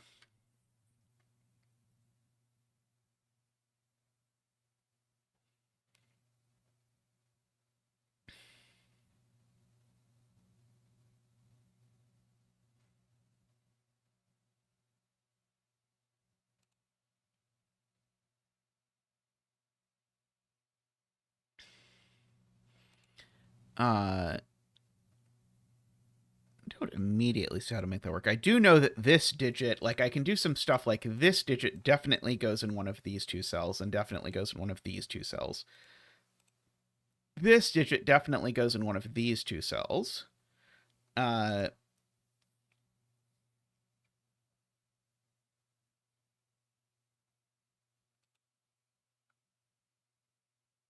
Okay, so there is an 8 or a 9 in the 16 cage, which forces it to have a 1, is what people are saying.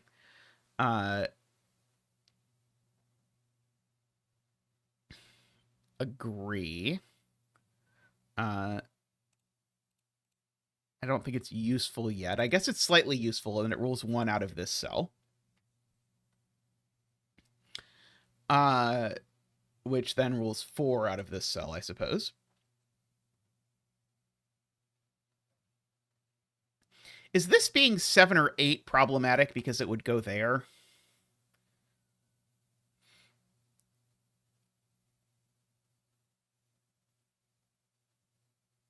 I don't think it is immediately.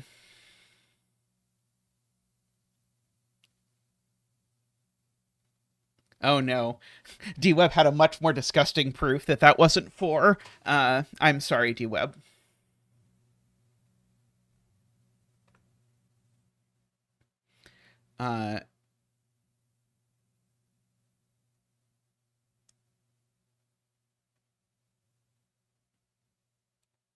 Oh yeah. So the 9. So this. No, I don't know that the 16 cage has a 9 in it. The 9 could be there. Mekdi.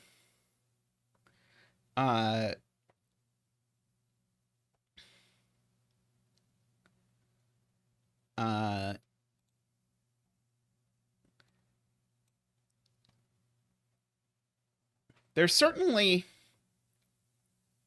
Oh no, this is. Oh, not quite. So there's 2 7 8 9s in these cells. This 18 cage will usually have a 7 8 9, so we'll usually have more than one 7 8 9. It at least has a 6 in it. I bet there's some way we can get this to where we can get sort of a virtual triple or quadruple or something out of this. What about this 21 cage? That always has 2 7 8 9s. So we do have a virtual 7 8 9 triple in this row. This digit's always a 7 8 9. There's always a 7 8 9 in here. That makes this digit always at most a 6, and indeed all of the other digits in this row. I don't think that has any immediate consequence, but it sure feels like we're looking at the right thing when we're seeing that kind of thing, right?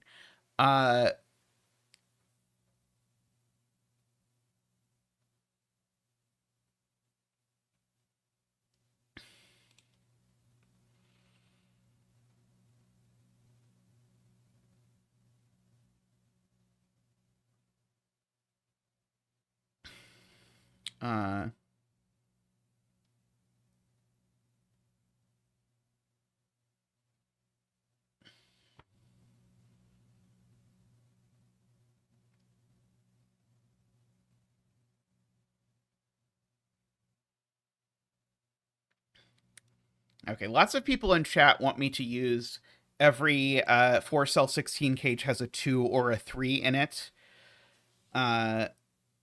Because 1 4 5 6. Well, 1 4 5 6 does work, but 1 4 5 6 doesn't meet the criteria that it has a high digit in it. So it has a 7 8 9, so it doesn't quite work. That's kind of disgusting. But I'll accept that there's a 2 or 3 in here. So this isn't a 5. It has an 8 9. Do we know it doesn't have a 7?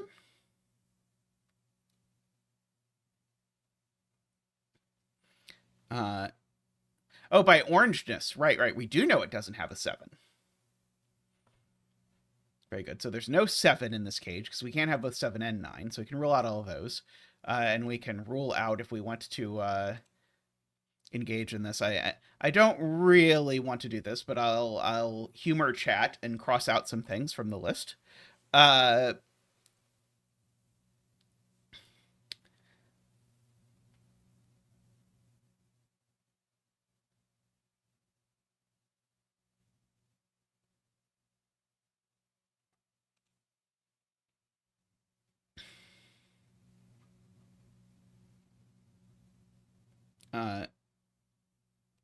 I haven't committed to using it yet. I was at least doing it to humor chat, but I do agree it technically means this digit can't be a 6 because then we'd rule both 2 and 4 out of here. Uh, oh, the correct way, I think, to do this is to note, here's the smart way to do this, I think. This is 7 different digits. Sorry, this is 6 different digits. So it's 6 different digits that include an 8 or a 9. So what's the minimum 6 different digits that include an 8 or a 9 could sum to? In the minimum that 6 different digits that sum to that include an 8 or a 9 could sum to is 1, 2, 3, 4, 5 plus 8, which is 23. I see J40 is explaining this exactly as I did it. But if they need to sum to at least 23, that means this digit needs to be at least 7. So that's a much better way that does not involve doing anything heinous. Okay, so that 7, 8 now goes here. So these are the 2 7, 8s. It's like, I trust Jay way too much to believe that I'm supposed to be like ticking off boxes on this killer thing. Okay, so now neither of these is 7, 8, 9. So this definitely is a 7, 8, 9 because we've got our 3 7, 8, 9s over here.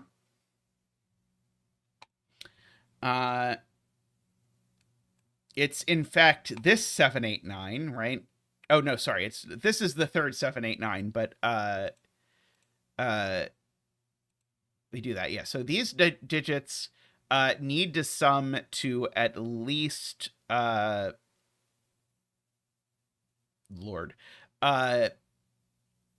least 9 without using another 7, 8, 9. So that means they need to be at least 3.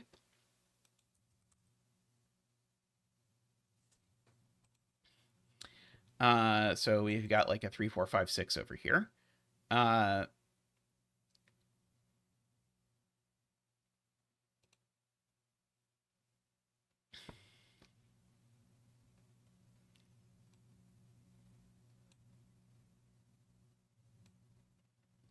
Maybe I should do this the opposite way and maximize these.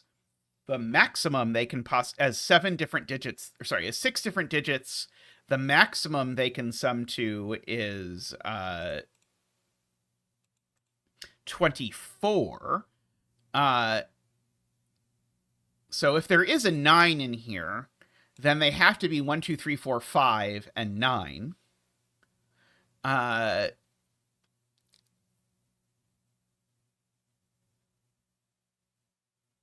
don't know that I get anything out of that, but it's true. Which is advantageous in some circles, I suppose. If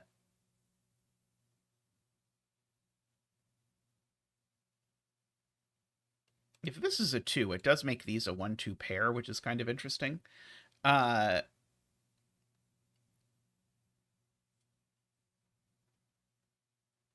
Likewise, if the 1 in this cage is over here, it makes these two a 1-2 pair.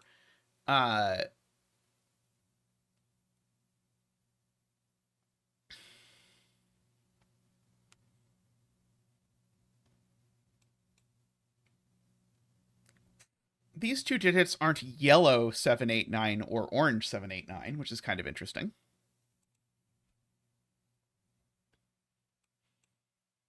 Oh, here is the no, here I get 2 7, 8, 9s, and then I always have a 4, 5, 6.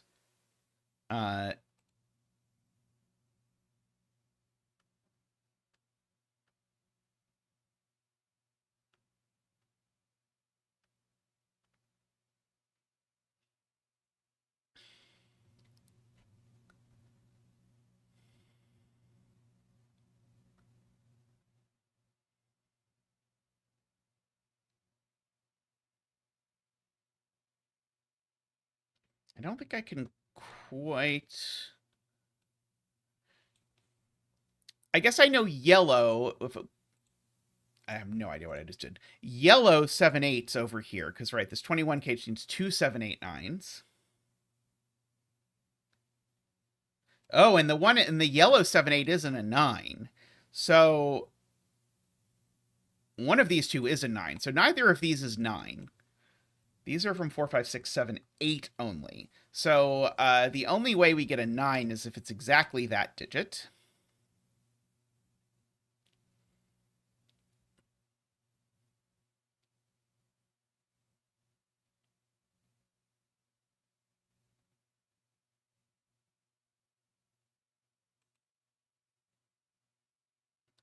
Uh,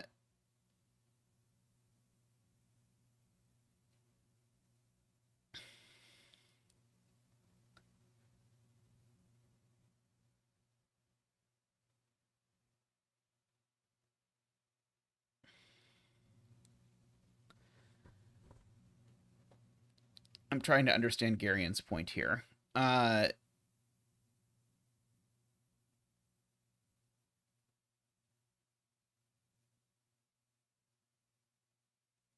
Basically, Garian is arguing I can't possibly put all of 7, 8, 9 in this cage, but I don't quite see it. I know this cell's not a 7, 8, 9, but I haven't quite pieced together the rest of it yet.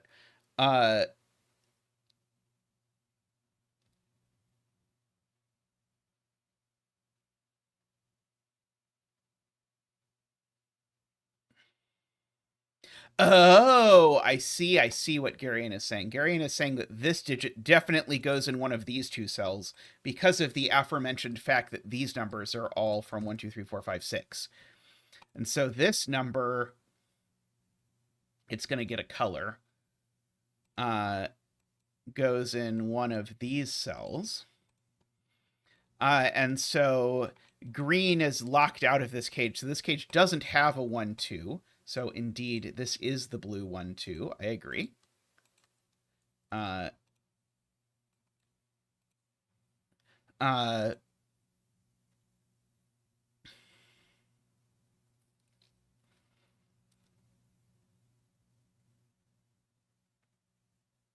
Because we have identified a 7, 8, 9 that is not in here.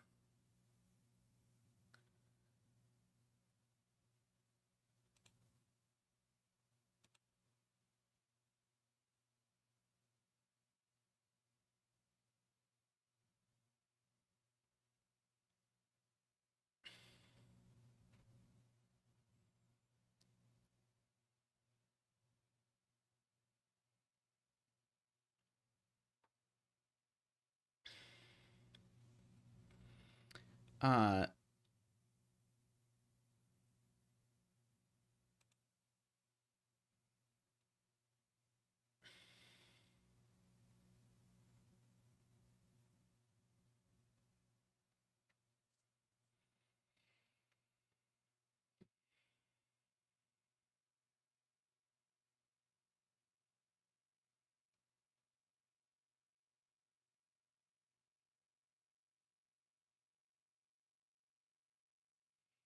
whatever this digit is, interestingly, locks down what the 12 cage is. Because remember, the 12 cage either has both 4 and 5 or 3 and 6. And this sees the entire cage.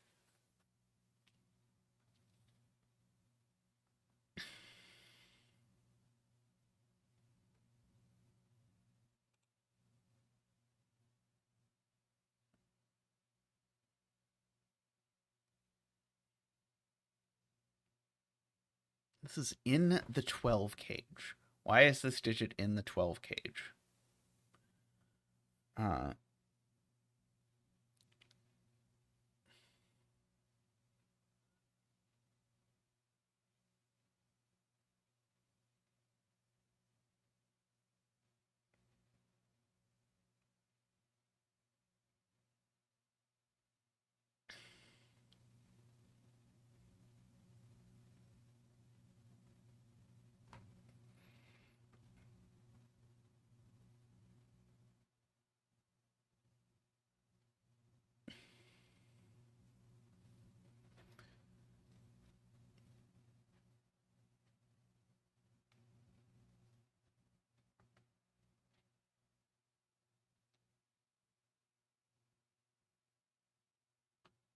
Oh, right. There's only 2, 3, 4, 5, 6s that are missing from the 12 cage, and they sum to 9. Right. And so this is either a 3, 4, 5, 6, or it's a 2. In either case, because these two don't sum to 9, this is in the 12 cage. Okay, I agree with that. So this is in the 12 cage, so I can color flash that.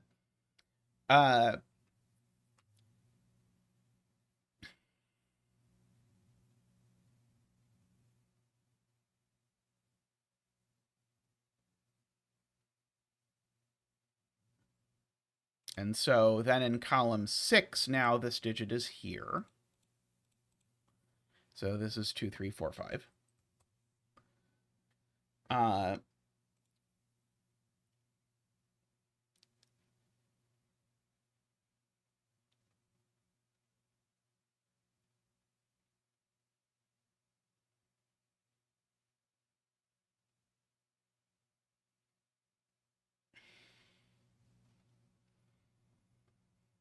Oh, I like J's version better, which is that these sum to at most 20, so they have to have a repeat, and the only possible repeat is this digit with those. That's a much nicer argument. Uh, uh,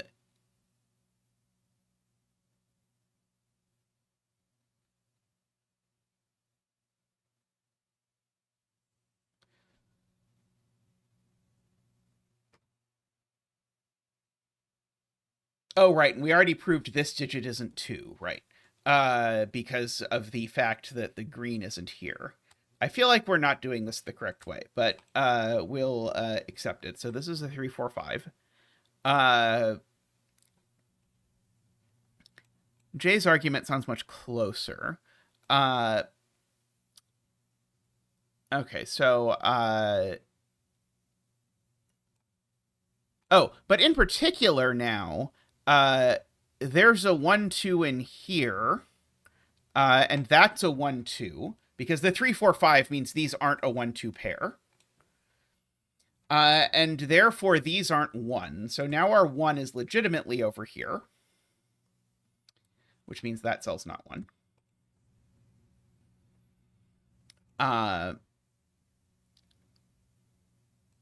And yeah, this arrow now needs to have a 3, because if it doesn't, then it sums to at least 9. And therefore it doesn't have a 6. So then the question is, can I really put the 6 in here? It would be 6, 7, 1, 2.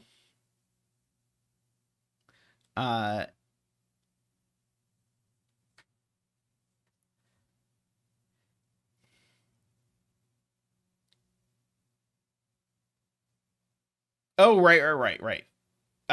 Orange is in here. So, right, the largest digit in the 16 cage is an 8 or a 9. So, yeah, so you cannot put a 6 with an 8 or a 9. 6, 8 is too large. So, yeah, so the 6 now is here,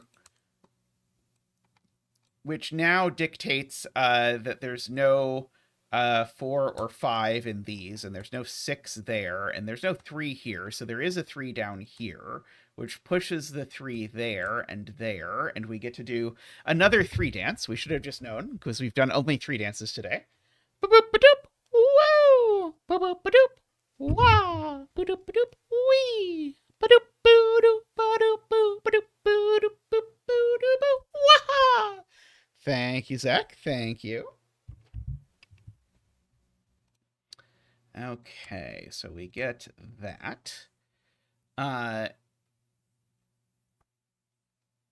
Okay, we've knocked 3 out of a bunch of cells over here as well.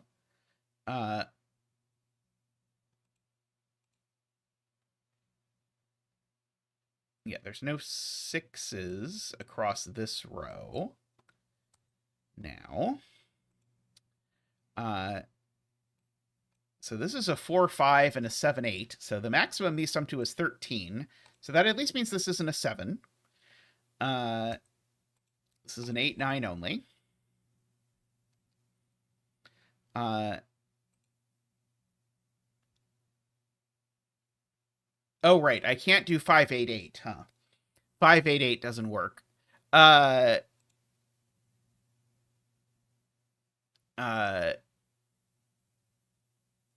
Yeah, so this needs to be a 9.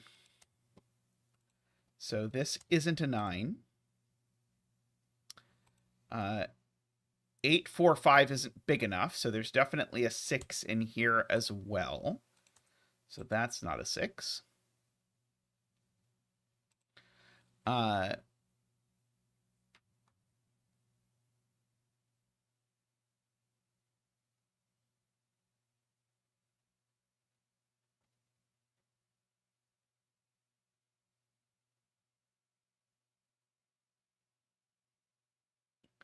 green sees all those digits. I'm not sure what all those digits are that we're talking about green seeing.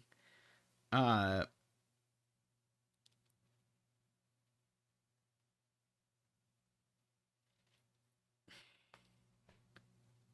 yeah, this is now forced, right? This is forced, right? Because this now is 6, 8, 9, because these need to sum to 23 and 3. Very nice. Okay, so that's 6, 8, 9.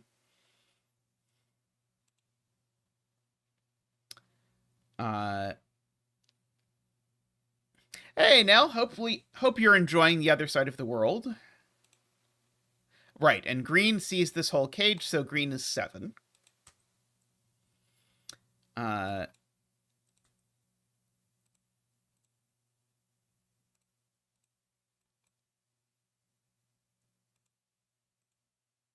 Okay, and so now these two digits sum to 11, so they need to be 5 and 6.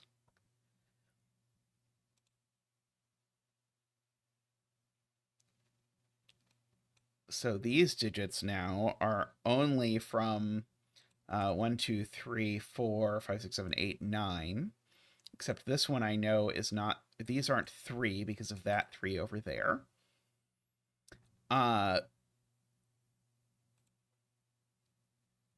Sorry I couldn't be there for the wildness that ensued.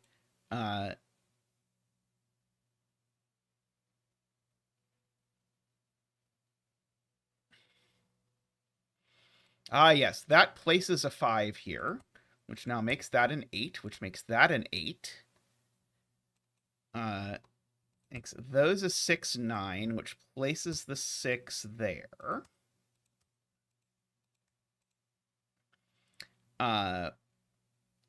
So that's now also an 8, so that's a 1 and a 2 and a 9 and a 7. So these are 9 and 4. And so these are 1 and 2. There's definitely an 8 in this cage now, and so that goes with a 4 in order to make this math work. So none of these are 4. These seemingly aren't 2 anymore. Get rid of the 1 up there. Right, that's a 1 by previous pencil marking.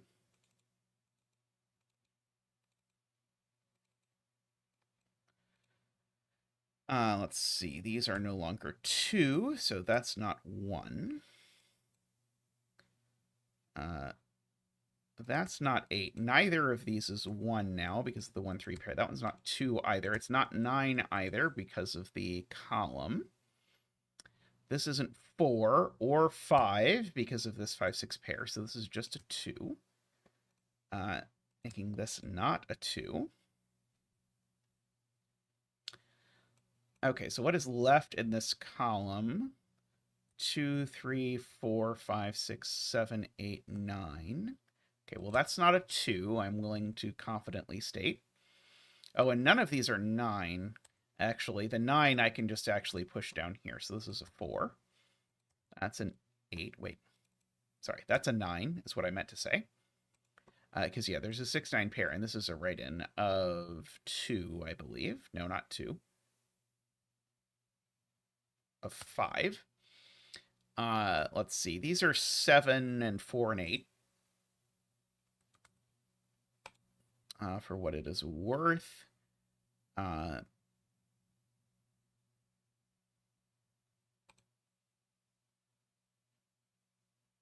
4, 6, 7, 8 are the options.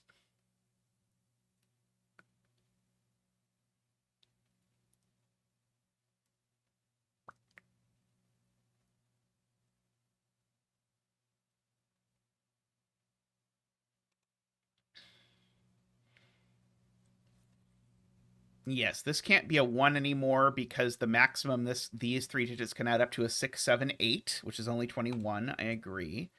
So that does place the 1. Okay, and so now this can't be a 4 anymore because neither that cell nor that cell is a 1. So that's a 7.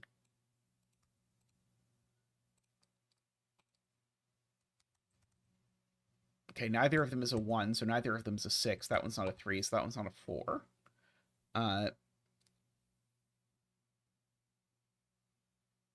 Yes, one of these two is an 8 by box math, so that's a 4 and that's an 8. By box math, by the fact that none of these are 8, I guess. One of these across here is 8. Oh yeah, this is not 4 for exactly the same reason, because these also both can't be 1.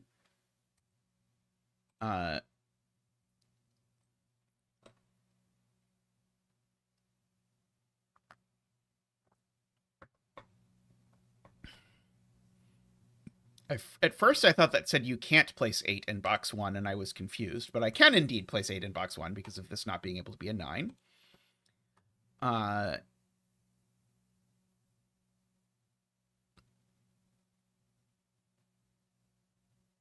Yeah, I agree that this can't actually be 6 for the sort of silly reason that if this is 6, then these need to be 2, 4, and that breaks both of the ways of making 7.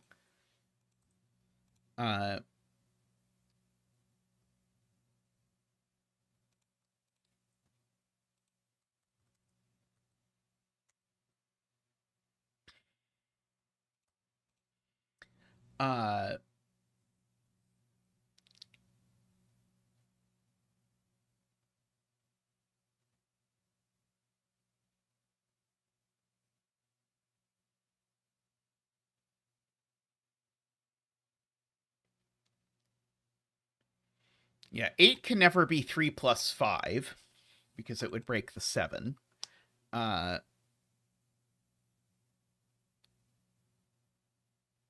This 7, 8, funnily enough, goes here. We can bring back ketchup. Oh, and that tells me what it is. Very nice. Okay. Oh, unless it's 8. Oh, that's annoying. Why did it have to be able to be 8? It's just sloppy setting right there, letting this arrow circle be 8. Oh, there's a 9 in one of these two cells. That might help. Unless 9 is 8, I suppose. Which makes that a 4 and a 9. It means there's a 4 in one of these two cells.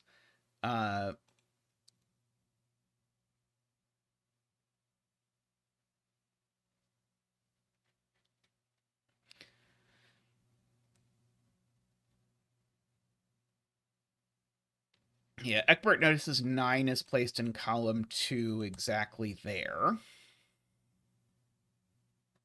Which means this 9 is in one of those two places. The 2 in this row is somewhere over here. Could I possibly put a 2 in this 23 cage with a 3, 5? 2 and 7. Sorry, 2 and 5 is 7. That doesn't work. Yeah, because this 23 cage doesn't have a 9 in it. So yeah, I can't actually... The 2 is in one of these 3 cells, but I can't put it in here. Because if I put it in here, then I need the other 2 digits in this to sum to a minimum of 16. But that requires a 9, which I do not have. So the 2 goes there. Which makes that not a 2, so it makes that not a 5.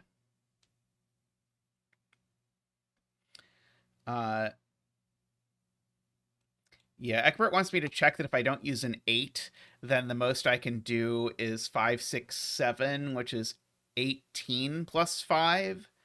5, 6, 7... Oh, yeah, and I can't do 5, 6, 7 plus 5 even, sorry. That's too many 5s. So I would have to do 4, 5, 6, 7 is the maximum I could do without an 8, and 4, 5, 6, 7 is only 22. So I do need an 8. So it's there, which makes that an 8, which makes that an 8.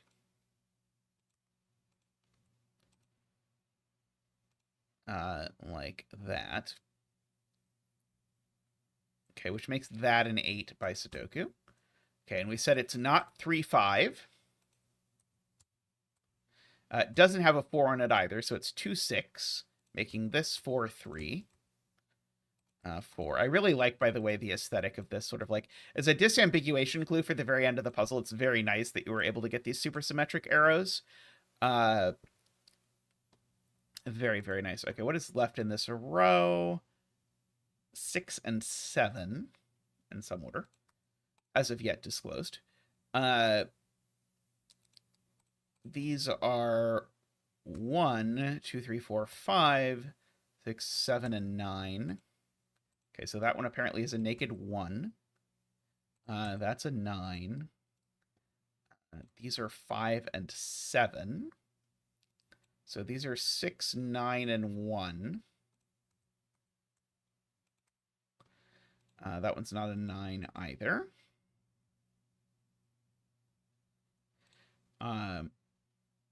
Oh yeah, people want me to do math about the fact that these add to 15, 25, 35, so that's a 6. That seems acceptable to me. I accept your terms. Oh, this is a 2 and a 1 while we're continuing chasing these things. This box needs a 3, a 5, and the other thing, which seems to be a 6, actually. These are 3, 5, and 7, it looks like. These are, I bet Mark knows, 3, 5, and 7 as well.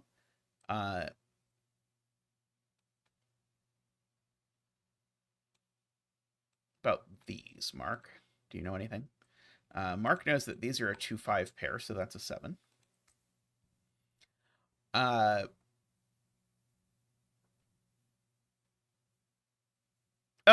these can't be 2, 5 because that sells a 2, 5. So these are 3, 4. There we go. So that 3, 4 looks up and makes that a 6, a 3, and a 4.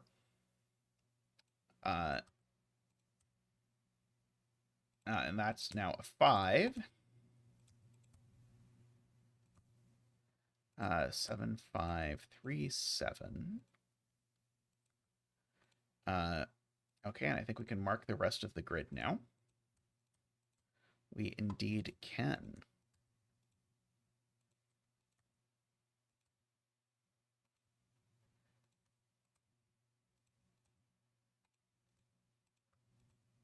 And 4. Very nice, very nice. I was really happy when I sort of understood this, like, butterfly thing over here. I was surprised we didn't use that again. I was sort of guessing once it showed up once, it was going to show up again. But there is at least one part there where I think we probably did not do that exactly as intended. We got, like, a little bit messy, but the rest of it was really nice. And I suspect probably it is our fault, not Jay's fault, that the one part was a little messy. All right, let me take a quick stretch, and I'll be right back in just a moment.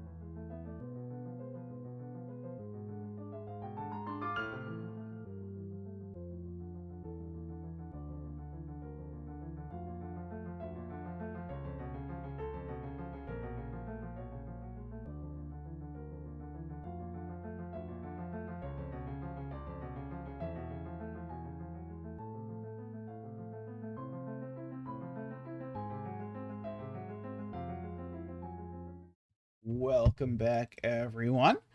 We have a James Sinclair puzzle up next. Renbon, black dots, and S cells. So we need to put the digits 0 through 9 in every row, column, and box. So every row, column, and box needs a cell that contains 2 digits. For all purposes, a cell's value is equal to the sum of its digits. Okay, so the Renbon line, so that's usually not the way I like to interpret S cells, but it seems important here for these purposes. And then Renbon are our usual friends. Okay. This needs to be an S cell, because if it is not an S cell, then we're going to run into problems, because these are going to sum to a minimum of 10, even with the 0. So this cell's an S cell, and so all of the other cells in its row or column are not. And in particular, that's very interesting for the value of this arrow, which is, I guess, at least 6. But had better not contain... it had better not contain any more S cells along these cells, because if there's an S cell along these cells, then now suddenly the minimum value is 10. We don't want that. So these are all not S cells. Yeah, the price tag Renbon line is a very good description of it. Very apt. Oh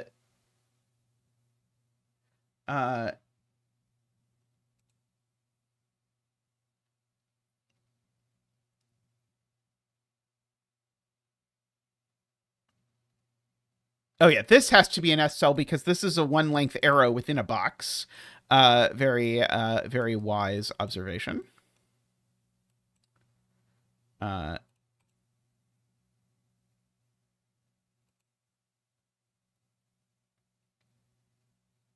this is also an S cell for the same reason.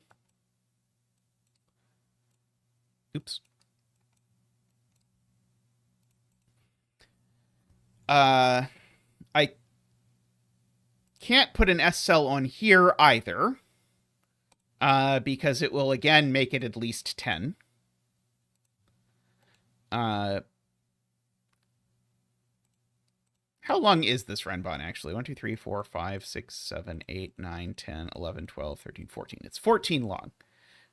So we need, as DWeb says, a minimum of 4?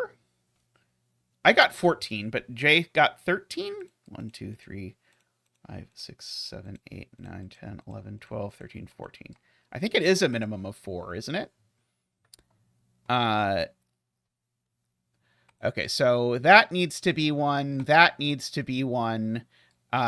Because we only have 4 boxes where we can possibly put 1, and so it's there and there.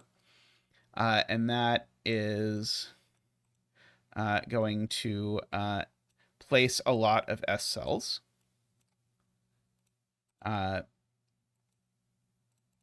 In particular, now, this is an S cell, and this is an S cell.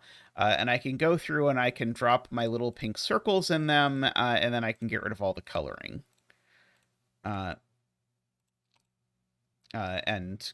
those. Okay, so we know where all the S cells are.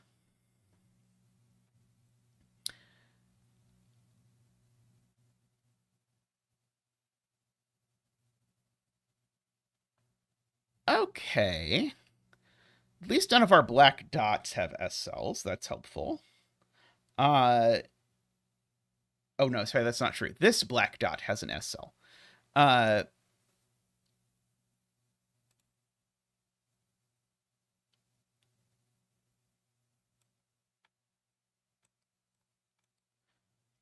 It is true. The minimum sum of these is 15, if I add them all together, including 0, remember. So 0, 1, 2, 3, 4, 5 is 16 is 15. So that means that this needs to be at least an 8, because it's...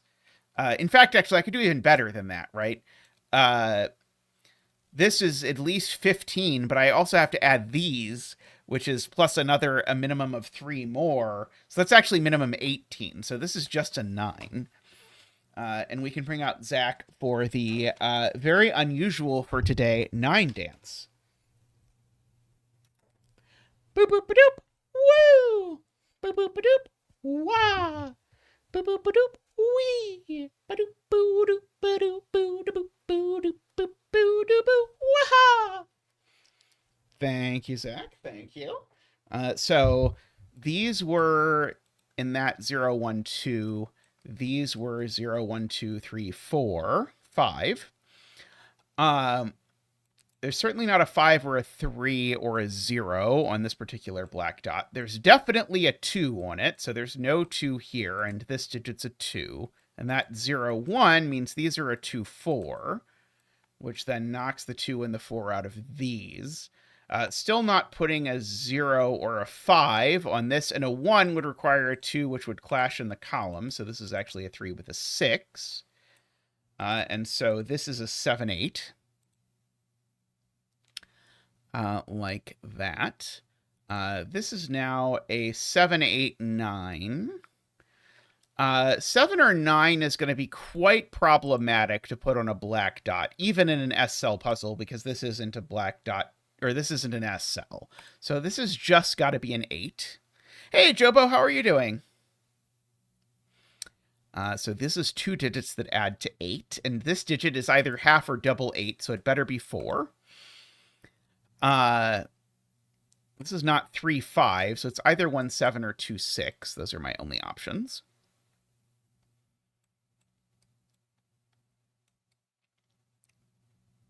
There's certainly a 0 and a 1 along this 8 arrow.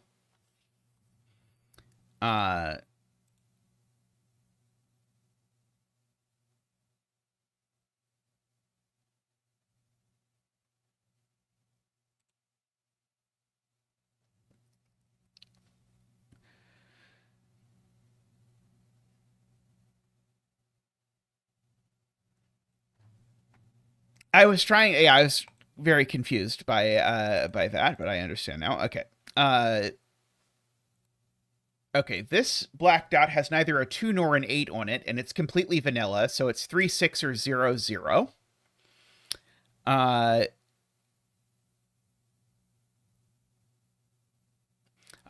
this black dot, Jay Dyer has a very smart spot about, which is that this can't be 1, 2.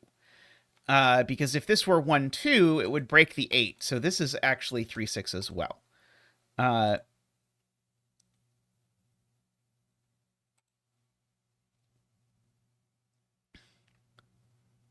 Okay, so now the maximum that this can be is 5, 7. Does this need to have a 7 now? If this doesn't have a 7 on it, then it's maximum 9. So it does need to have a 7. So I can corner mark a 7 in one cell, the classic S cell maneuver. Oh,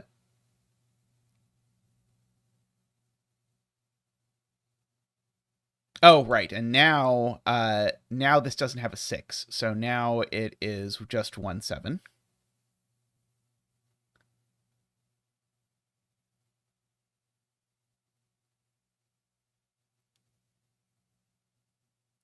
Oh, yeah, it can't be 12, because 12 would need both 5 and 6. Sorry, both 3 and 6, because of the 4-cell ways to make 12 in a traditional, remember, either 1, 2, 3, 6, or 1, 2, 4, 5, neither of which work with the way this black dot is arranged, which is quite nice. And this can't be 7 and 3, so actually this is just 4, 7. Okay, which actually sorts out that this is a 3, 6. And these are 0, 1, 2, 3, 5. And so these digits are 8 and 9. And that's the 8 and that's the 9.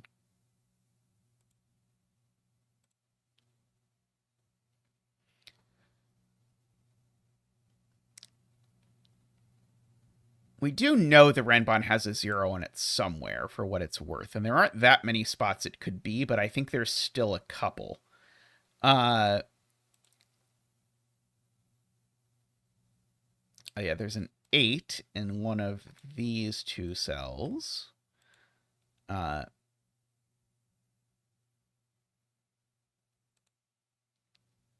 If that were an 8, this would be a 1-7, which looks okay. Oh, no, sorry, it is. This is an 8 because that 7-8 looks left. So it is 1-7. So those are 0-5, which makes these not 0-5. Those are 1-2.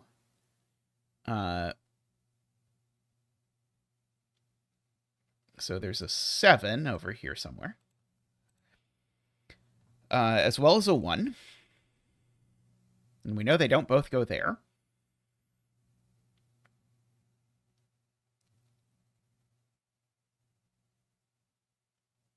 Oh, 1 looks down column 5. Very good. So that's a 2, and that's a 1. So that's not a 1. It's a 0-5 pair in the row, so I should probably fill in this. 0, 1, 2, 3, 4, 5, 6, 7, 8, 9. These aren't 9.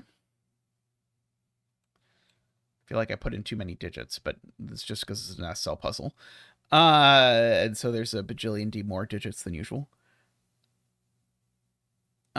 This column, though, doesn't have that many digits left.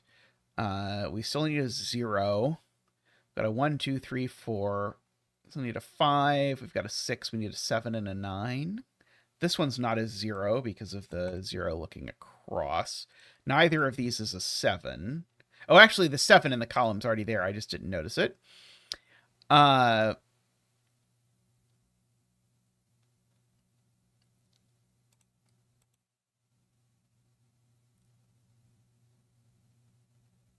These are 0, 5, 9, and 4. It's not a 9. Oh, and this one's not a 4 either, actually. So the 4 is actually placed, is the punchline of this. The 4 is there. It was placed pretty elementarily if I had taken a second to think about it. This is either 1-2 or 3-6, by the way. Oh, it can't be 3-6. This is just 1-2, and has been for some time. Because it's got to be a black dot that involves valid digitos. And there's already a 4 on here, and there's already a 3 or 6. So this can only be 1-2, and we actually know the order as well.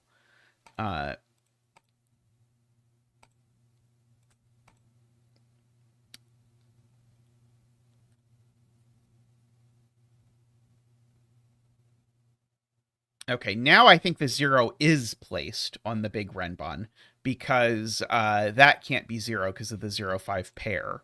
So this is the only place that can be 0. Oh,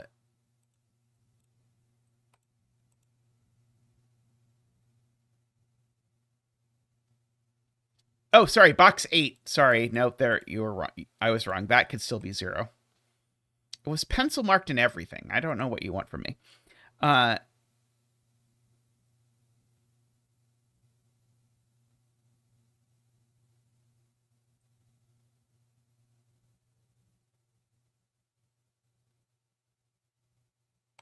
It can't be 9, I agree. So that's a 0-5 pair, and that's a 9.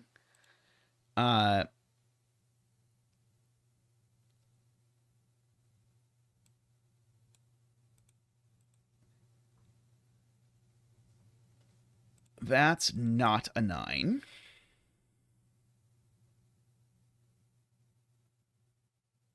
Okay, well, here's a true statement. This is the other 0-5, because this digit can't be 0 or 5, and that digit can't be 0 or 5. So this is a 0-5.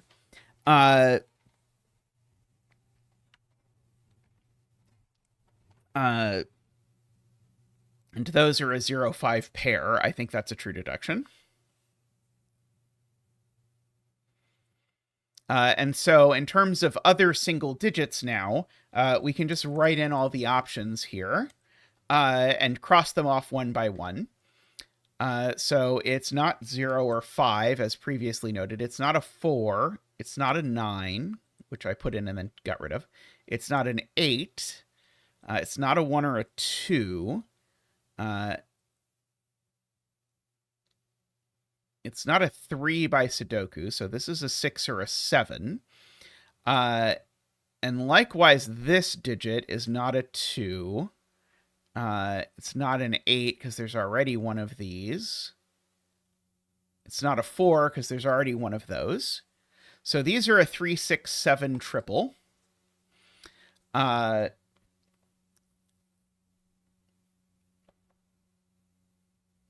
Oh, but this column already has a 7, so that one's a 6. So that's a 3, 6, and that's a 7.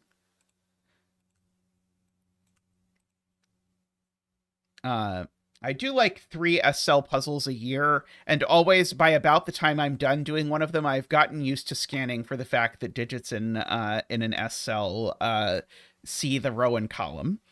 Okay, so this is just a pair of 3 and 9, I think. And these are 0, 5, and the other thing 2, I think.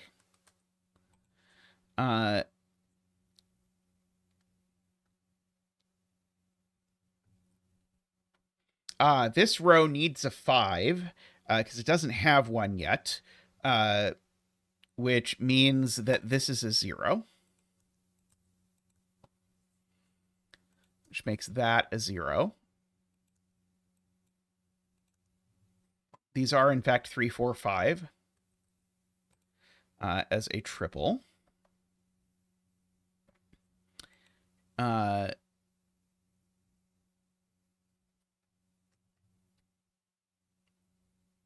Okay, the number that the 7 goes with here has to be at least 3, but it can't actually be 3 or 4. So it's a 7 with a 5 or a 6. Those are the only options. And when it's not a 5, it's just a 7 with a 6, right?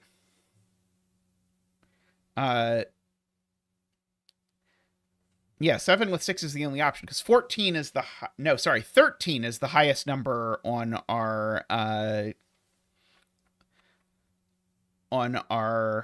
Renbon. It goes from 0 to 13.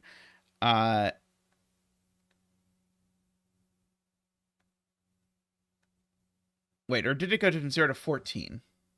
Because we said it had to have 4 S cells on it, right?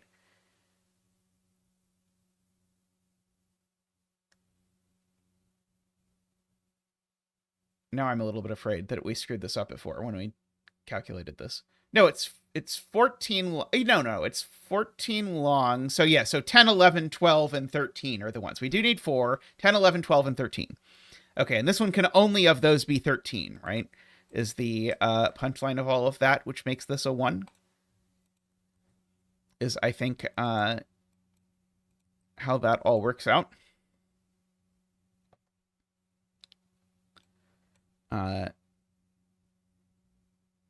These are 5 and 9. These are 3, 6. The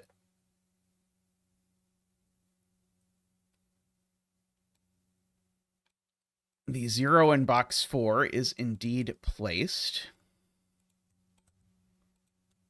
Like that. Seems to have placed that 0 as well.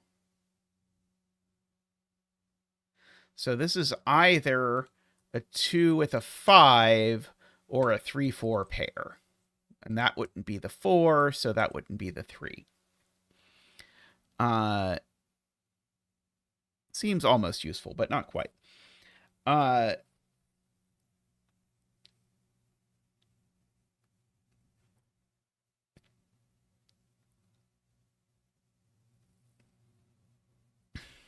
Okay.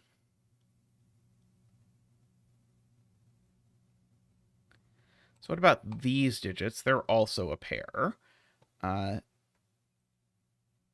These are an 8 and a 9. That I still don't know anything about.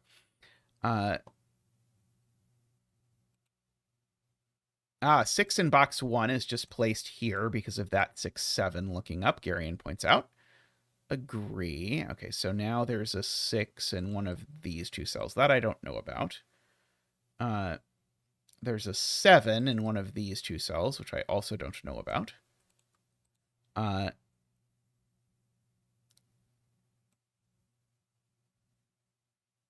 Oh, yeah, 7 in box 1 is looked at crisscross, so the 7 actually always goes in this cell, which places the 7 down here. Means this row doesn't have too much left. 2, 3, 4, 5, 6, 7, 8. And there definitely has... Oh, no, there doesn't definitely have to be an 8 in here. That's annoying. I thought there was definitely going to have to be an 8 in here, but annoyingly, this could be 4, 6 exactly.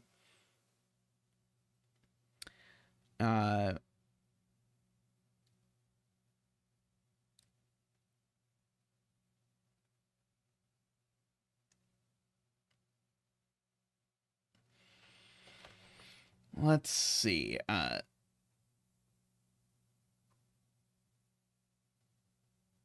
7 in box 3 is here. I agree. So that makes this row... Oh, there's definitely a 1 here. Okay, that's helpful. Because it has to go with a 9, right? There's no other way that this makes a new digit. Okay, and so if that's 1, 9, that means this isn't allowed to be 4, 6 anymore. So now it definitely does have the 8. Because now we're looking for 11 and 12. In fact, this one can only actually sum to 12 because it just can't sum to 11. So that's 12, which means that this one's going for 11 now.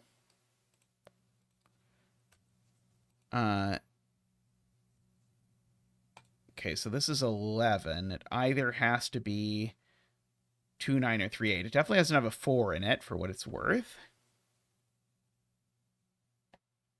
And that's a virtual 2, 3 pair in the row, so there's no 2 or 3 over here. Oh, that digit does indeed do some Sudokuage.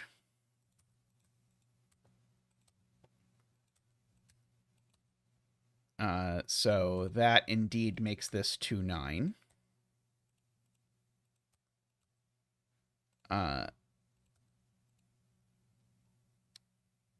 Okay, so this is a pair.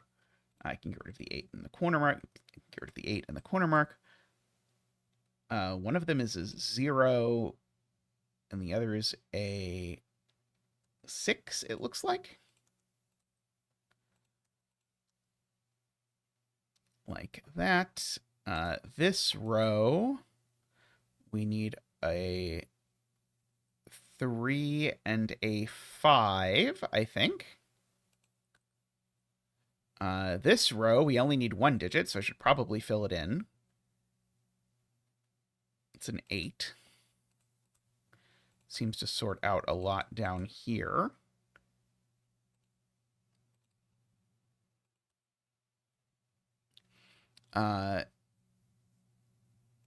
This box, we seem to be missing 3, 4, and 7, and 9. This one's uniquely a 9 because of that 6, 7. I didn't even notice. That one's uniquely a 4. So this is a 3, 7 SL.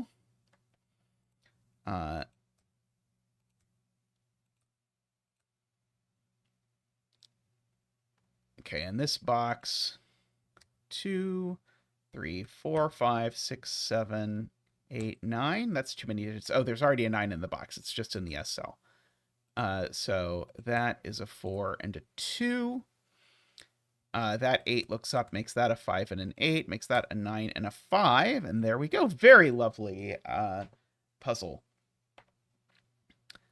Alrighty, let me take a quick break, and I'll be back in a moment with another puzzle, so see everyone quite shortly.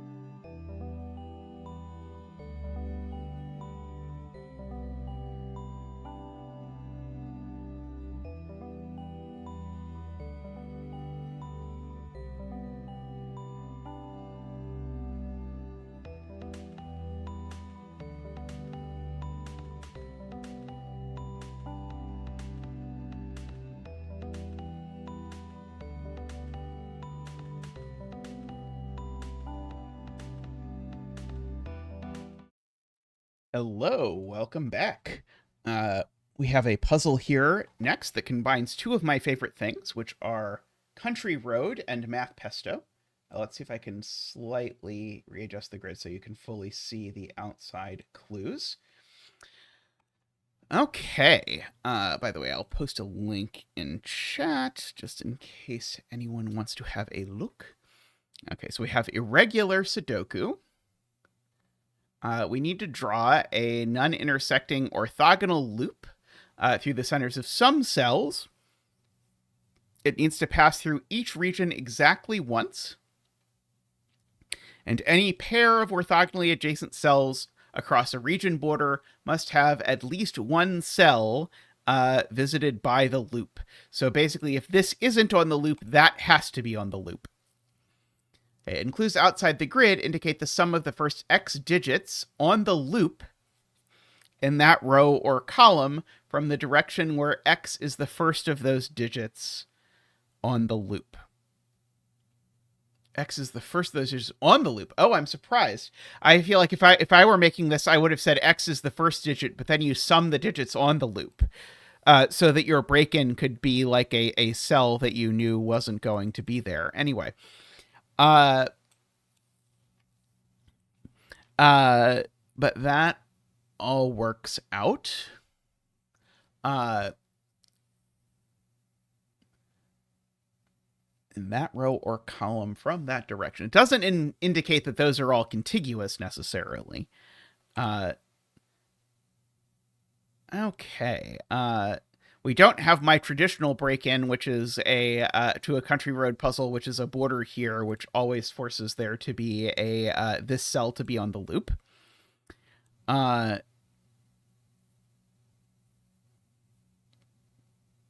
Okay, but 7 is only capable of being a 2. Let's try and mark things like this is a 2 and this is a 2. It's not saying row 1 only has 2 cells on the loop. It's saying that the first 2 cells on the loop, right? It's just the first 2 cells on the loop are a 2 and a 5.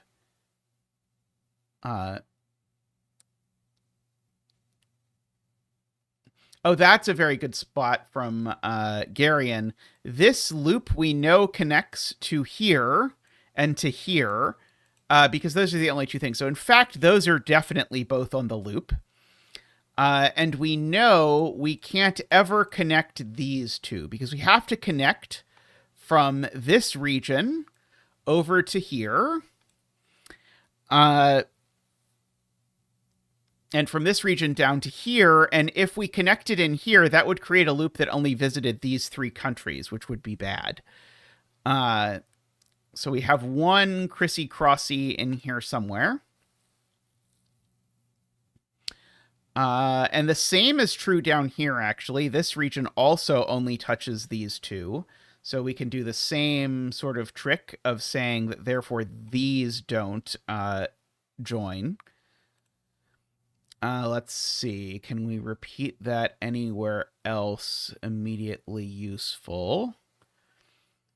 I don't think so. That does mean that one of these digits is a 2. Because the first, I don't know what the first digit is in the row, but it's one of these 3 is the first digit, and then one of these 3 digits is a 5.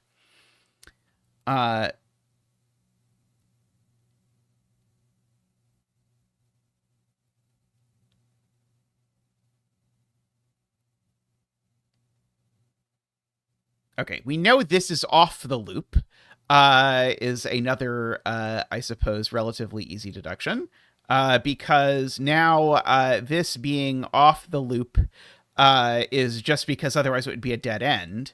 So therefore, this is a corner and this is a corner.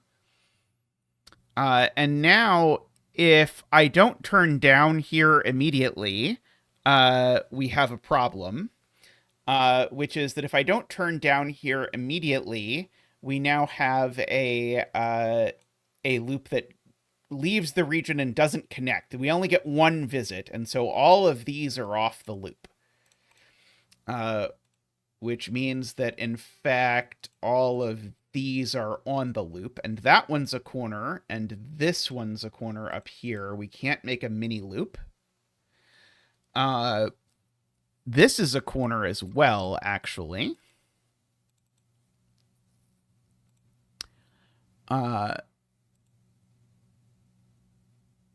2 columns 6. Yeah, okay. I got that one eventually. I won't claim I got it quickly. I got it eventually. Okay, and so now none of these are useful.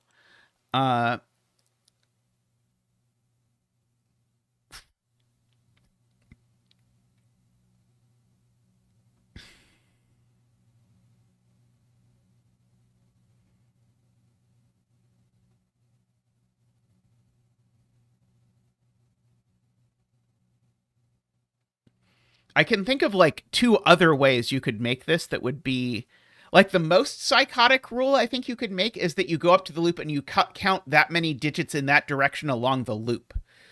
Oh, these 2 have to connect. Very good. I didn't even see that. Good spot to Gary. And so this needs to come down a lot to even get those to possibly connect. So this is now this is, by the way, off the loop because these 2 need to connect and they can't do that by going through here. So this is definitely off the loop, which makes both of these be on the loop. And that one's a corner.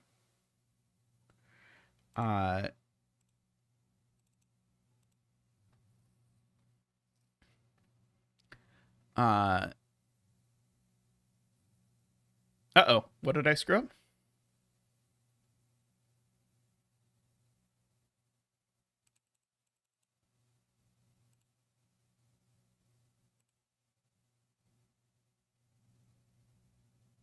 Oh, sorry, there's 3 ends. Sorry, there's 3 ends in here. I thought this is already in here or something. So 2 of them need to connect, but yeah, that is all okay. But that deduction does work here. Because there are, unlike here where I thought there were only 2 loop ends in the country, here there really are 2 loop ends in the country. I'm not going to make that work if I put one of them going through there.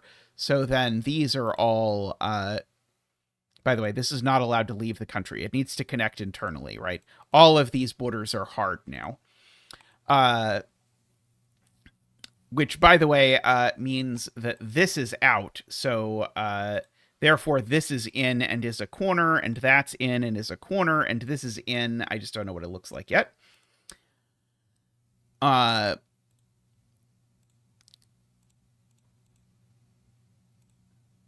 Do all of those.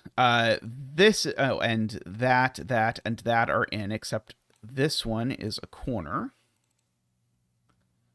So we've got that, and this needs to at least connect to there, because if it doesn't, then I'm not going to actually get this one.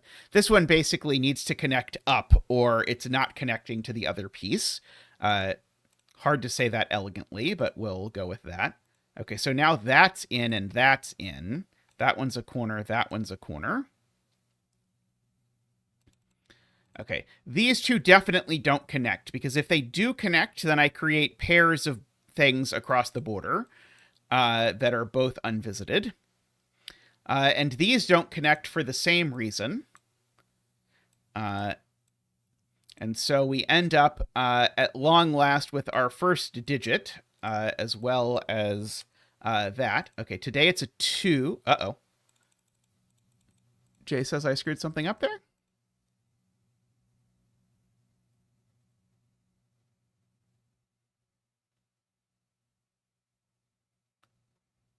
Can't the left side cover the border?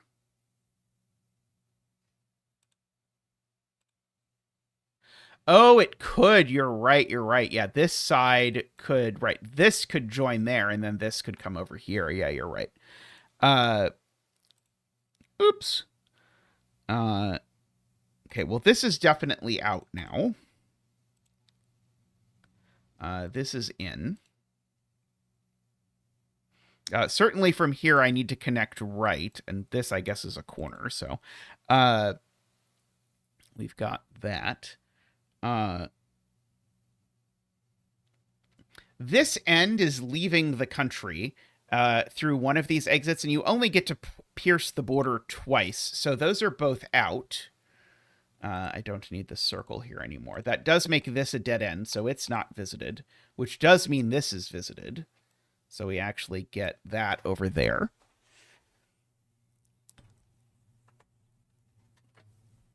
This is a 2 or a 3. These are, in fact, a 2-3 pair.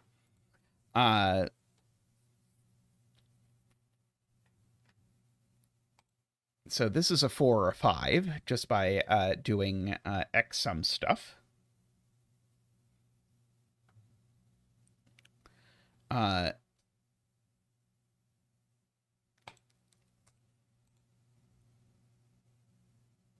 doesn't quite place... Oh, it does place the 2, right. Right. This can't turn down because there's loop over here is the point, right? So this has to come here. And now the 2 is placed. So that's the 2. And we can bring out Zach for the 2 dance. Ba-boop-ba-doop. Dooka, dooka, dooka. Ba-doop-ba-doop. Dooka, dooka, dooka. Ba-doop-boo-doop-ba-doop-boo-doop-boo-doop-boo-doop-boo. Waha! Thank you, Zach. Thank you. So that's a 5, and now that's off the loop. So this turns here.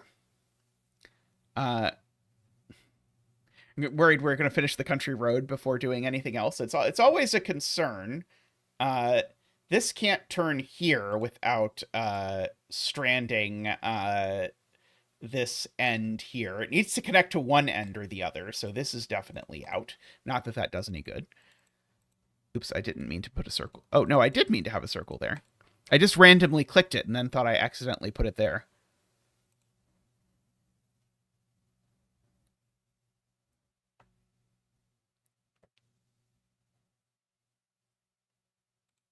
Yeah, this just is a 4. It's funny that being a 5 actually tells me this isn't a 5, but because MathPesto wrote the rules this way, you can't have a 5 X sum at all anyway. So that's a 4, that's a 5.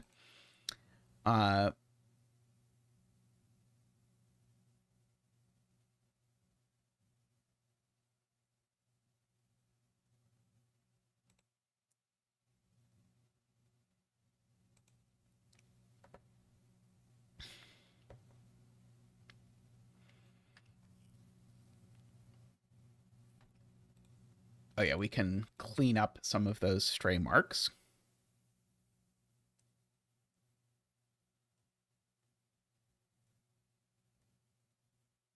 Yeah, the 5 in column 2 now has to live in one of these 2 cells.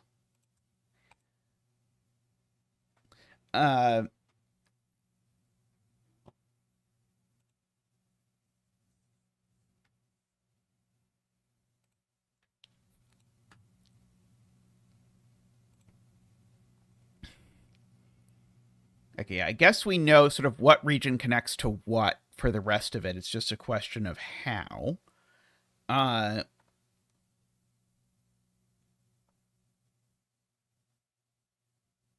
If this were 314, this would have to be a 28, which seems fine.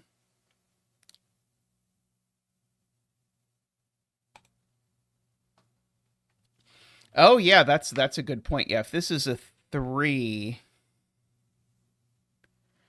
then we would need to make it a 3-cell 9-sum within the box. And there are no 3-cell 9-sums within the box, Garion points out. because we could do 3, 2, 4, but we don't have a 2, or 3, 1, 5, but we don't have a 5. So in fact, this is a 2, and that's a 3, and so that's a 7, which does mean one of these two cells is a 7, and that this is a 1 or a 4, and this cell's not a 1 or a 4.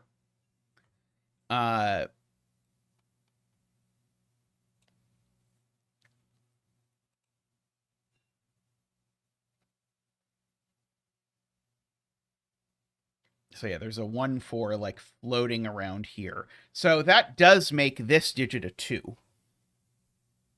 Oh, sorry, that could be 7, right? This digit's now a 2 because it's got a 3, 1, 4 looking at it. So that's a 2 and an 8. Oh, sorry. It's a 2 and an 8, but I don't know where.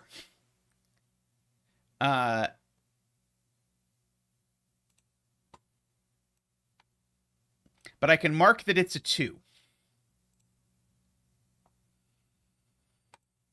Is that enough to tell me that this cell is off the loop? No, I don't think so.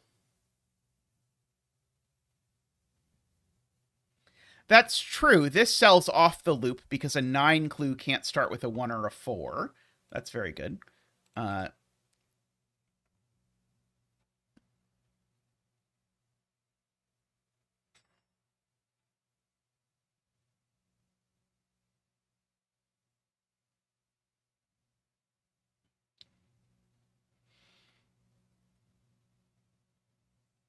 Oh yeah, this is from 3, 4, 5, just because of this 17 business.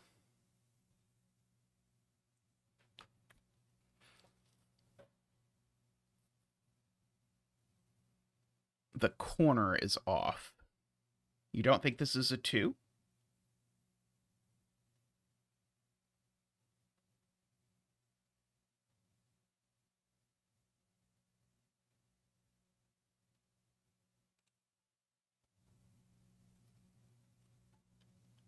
Seven column 4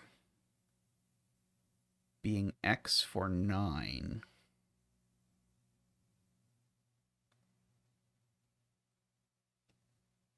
I don't think I understand.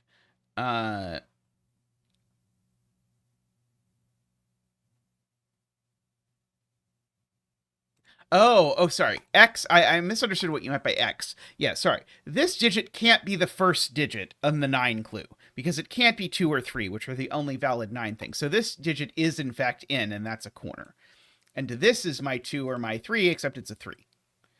And so these are either 2, 4, or 1, 5. However, that one's not a 2, so that one's not a 4, and that one's not a 5, and that one's not a 5.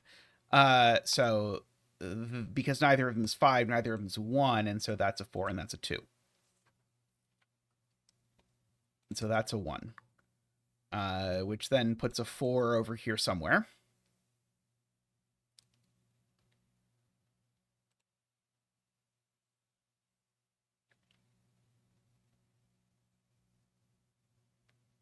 Yeah, if this is in the loop, then we'd need 2 2s, Garion points out.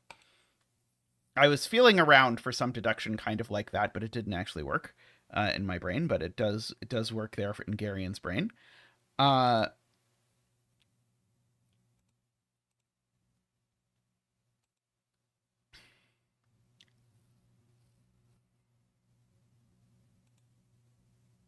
Okay, what's left in this region? I guess I should probably mark 4. Oh, well, we know where 4 goes, right? Wait, oh no, that's the 4. No, this region already has a 4. Never mind. 6, 8, and 9. 4 is already in the region. I was trying to use this 4 to place the 4 in the region, which had certain problems, mostly related to the fact that that 4 was in the region that I was purporting to use it to do Sudoku in.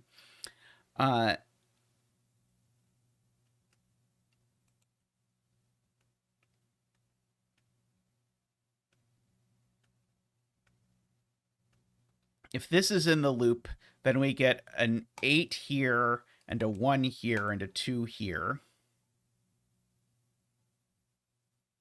I don't see what's wrong with that, but I'm guessing Screaming Ice Cube sees something wrong with that.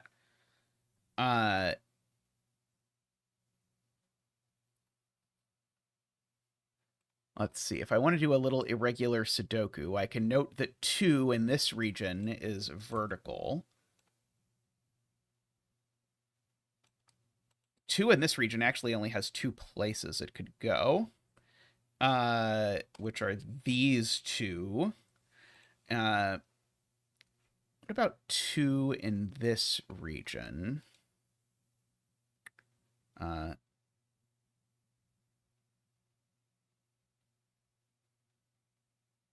Oh, yeah, 2 in this region. 2 in this region is actually in here, right? So if 2 in that region is in there, that actually tells me that's not the 2, and that is, right? Did I cheat there? It feels like I cheated. I don't think I cheated, but it feels like I cheated. But that seems to make one of these digits a 2. Not that one, apparently. That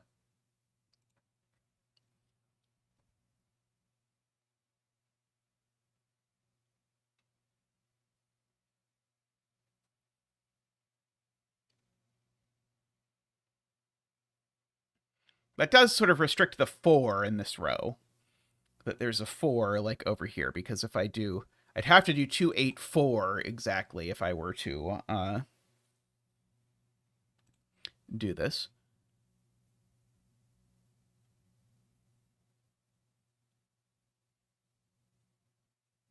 Oh, right. If this is a 2, it makes that an 8. Which is a problem because then the 22 clue has an 8 as its leading digit, which does not work. So that has to be the 2. And that's the 8. And that's the 1.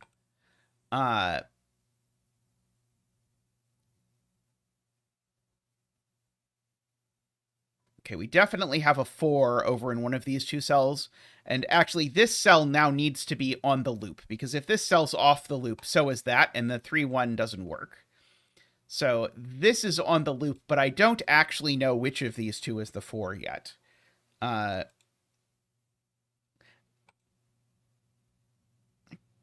guess that doesn't instantly make this off the loop, although I don't like it.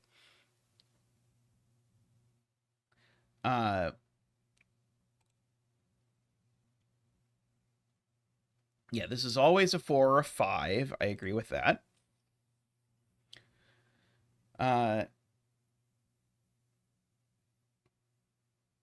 Do I know it's horizontal there? Well, wherever the 2 goes, it's a corner. Oh, I just know, right, sorry, I understand what you mean. What you're telling me is I just know that this is in the loop. I don't actually know that, well, I do know it if I'm willing to argue it, but you're right, I did not think about it as a possibility. But you're right, if this loop turns up here, this is just out. So I didn't think about it at all. It was a good point. However, it was a point that once raised, I think was knowable.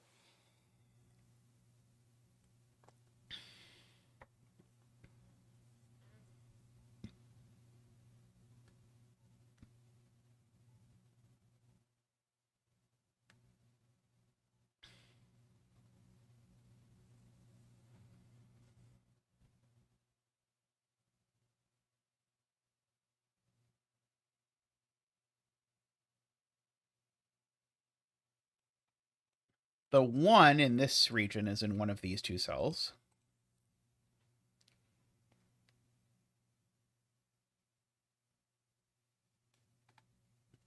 One of these is a 3. Agree with that.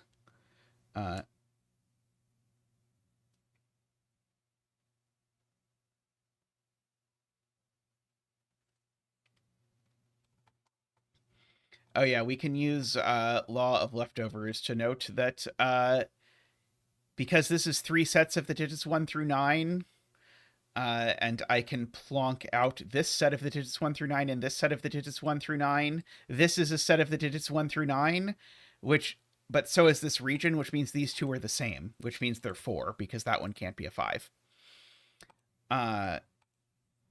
Which now means that this is not on the loop because of the clue with the 8.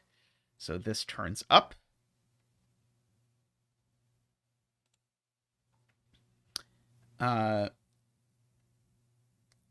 Good law of leftoversing.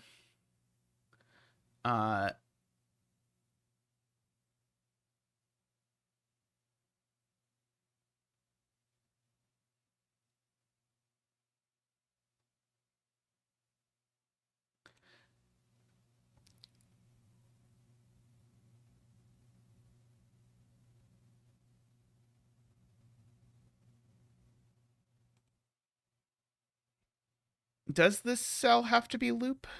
I was just thinking that, and I was not 100% convinced that that's true. Oh, right, because this is... I see the argument. Your argument is either this is off the loop, in which case this is on the loop, or this is on the loop, in which case this is on the loop. I see the argument. It was one step more complicated than what I was trying to do in my head.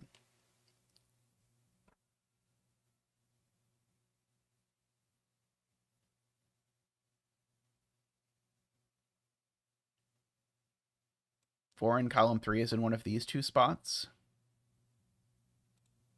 Oops.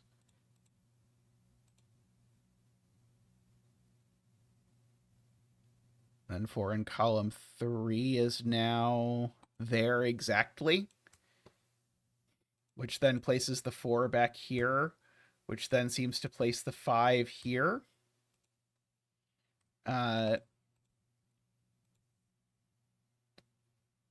Crazy.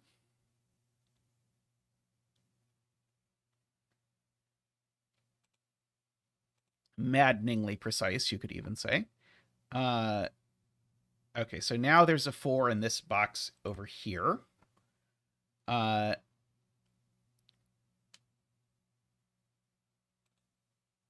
Yes, this is also always on the loop is a good point, because this is either on the loop or off the loop, and in both cases, this is clearly on the loop. My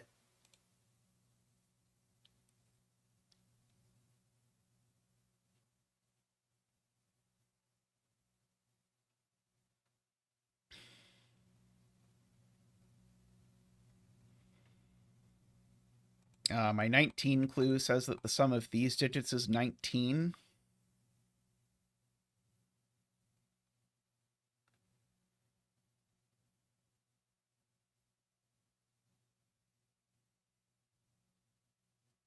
This box needs a 4, which is exactly here, has been pointed out.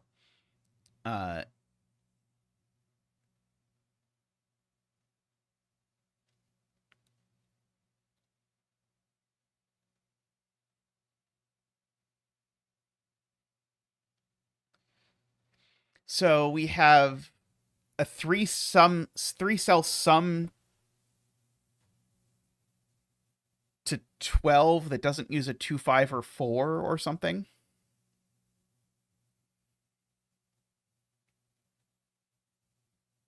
Do I definitely need a 1? If I don't use a 1, then I would be minimum 2, 3, 5, 6. 2, 3, 5, 6. Sorry, 2, 3, 5, 6, 7.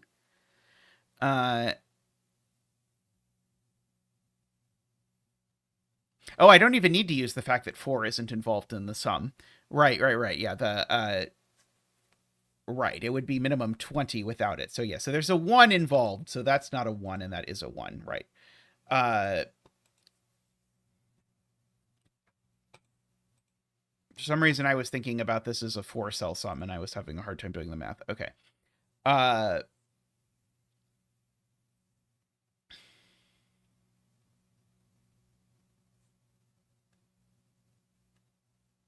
And the 1 in the sum is placed because of that. Very good. And so now 1, 2, 5 is 8, which means these two sum to 11, as either 3, 8. No, just as 3, 8, right? That's exclusively the only way that works. unless it's going to be 110. So that's a 3 by our previous corner mark. And these digits across the row are from 2, 3, 4, 5, 6, 7, and 9. Which is not, I suspect, going to be very helpful for a long time. Can I possibly have 4 and 2 in this sum? It would make the other two 7 and 9. That actually seems fairly likely in terms of the puzzle wants to solve kind of business. Would make these a 7-9 pair, but that's probably fine.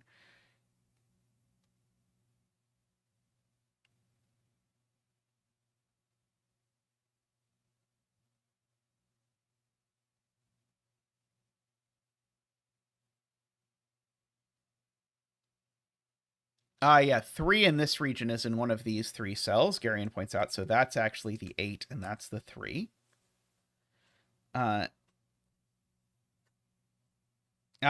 The 8 in this box is placed here, points out J40.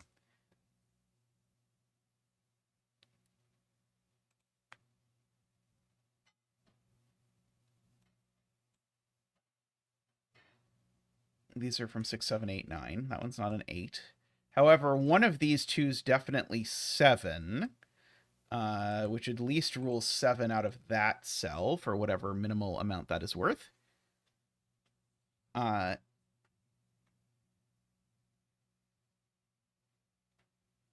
Right, now the 2 is out, because if the 2 was in, now we'd have the problem that it would need to be we'd need the fourth digit would be another 8, right?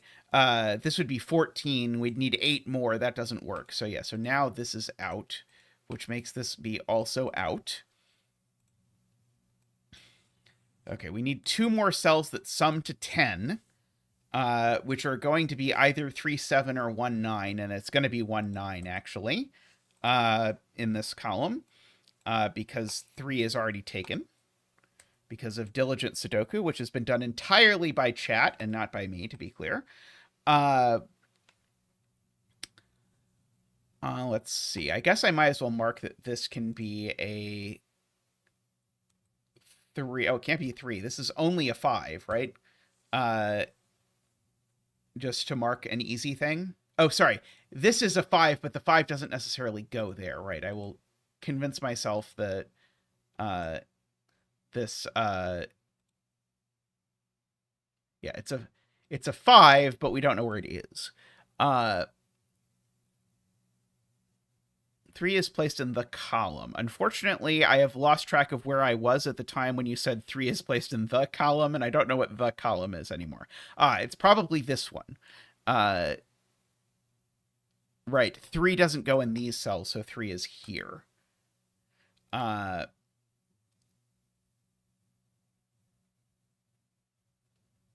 This region actually only has 4 digits left, which are 5, 6, 7, and 8.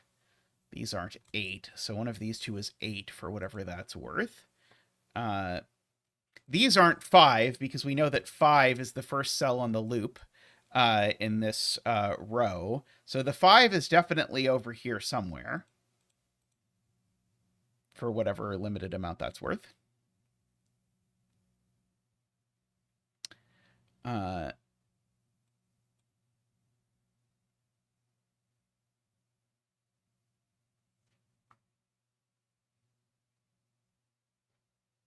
Because these two didn't have a 3 in them because of that 3 by Sudoku.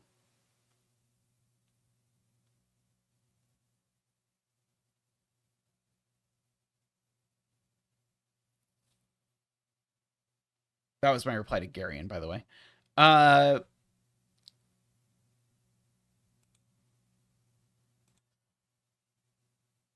Yes, I can't put 9 in the X sum with a 5, because then it would be minimum 5 plus 9 plus 6, which is 20. So that's a 1 and that's a 9.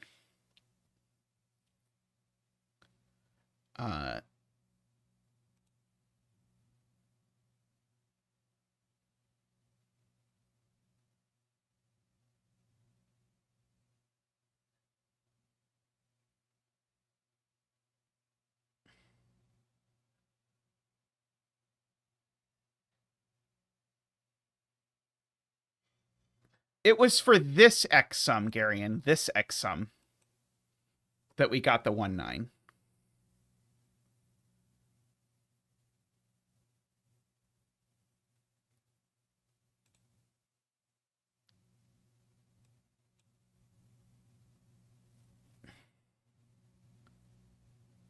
Uh,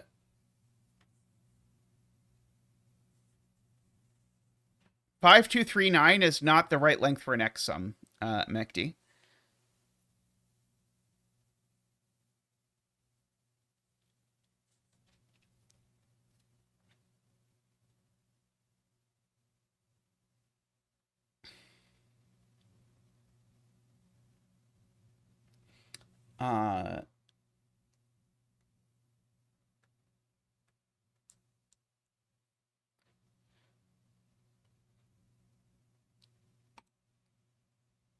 These are 6, 9, and 5.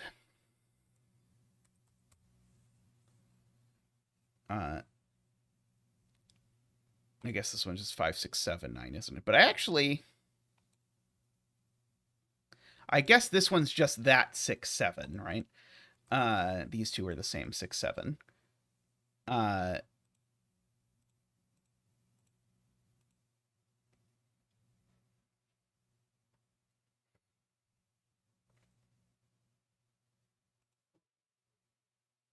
Okay, yeah. If the 5 cells include these, is the point that DWeb is making, that minimum sums to 14.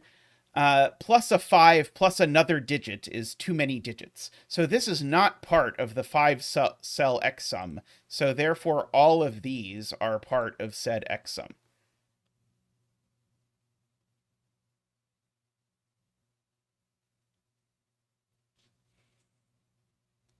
Oh, the 19 sum could have started with 3. Oh, you're right. Yeah, sorry, because my proof that it didn't start with 3. Oh, oops. How far back do I have to go? My proof that it didn't start with 3 was silly. Also, who knows when I wrote that in. I don't actually know when I wrote this in. Oops. That's not what I wanted to do.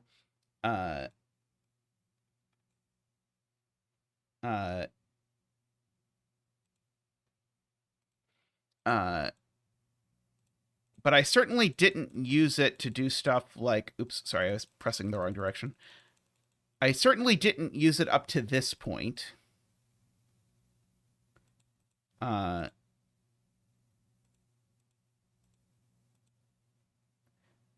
was when I wrote in that 5 that I used it for sure, I think. Actually, no, that 5 is even good. Even though the 5 is true just by thing. Just by Sudoku. There's still a 3 in column 9. There is a 3 in column 9, but I don't think that stops me from doing something like 3, 7, 9 or something like that. I guess technically that doesn't work because there's a 7 corner mark down here.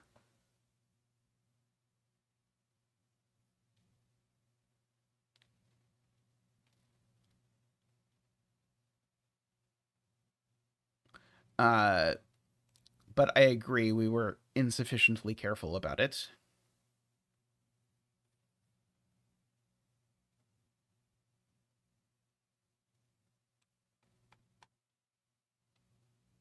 Hey, Selena.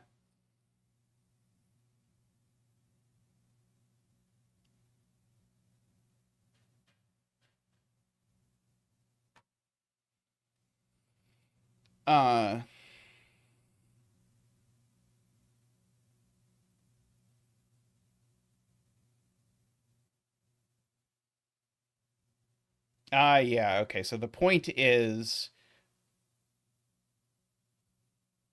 we know there's an 8 in these cells, and therefore this isn't an 8. And therefore this is an 8. I don't know if that's really law of leftovers, but it's certainly valid. So that gives us a 6, 7, 9 over here. So that lets me write in these as being 2, 3, 4, 5, 8.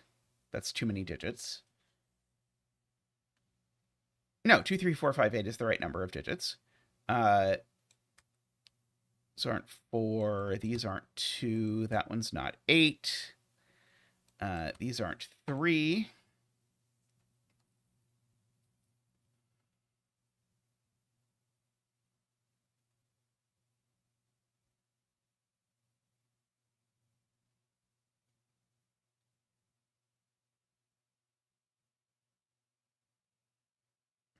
So row 5 needs a 1. It's definitely in one of these two cells.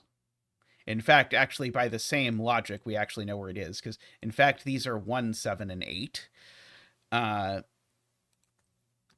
so these are actually known to be 3, 4, 5, 6, 9.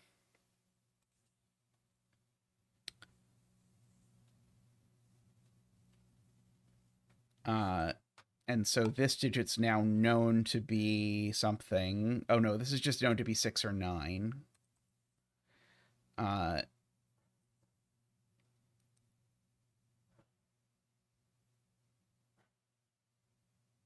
was I doing? I don't remember. Something about ones.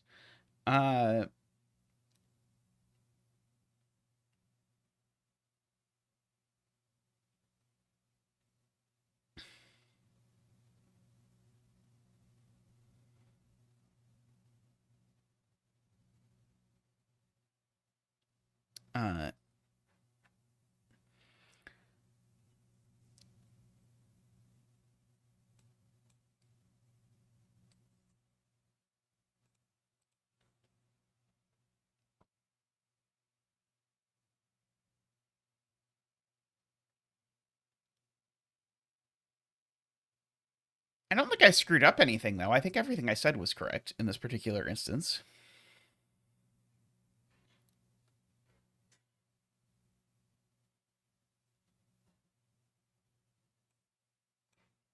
One and 3 in column 3 do go over here.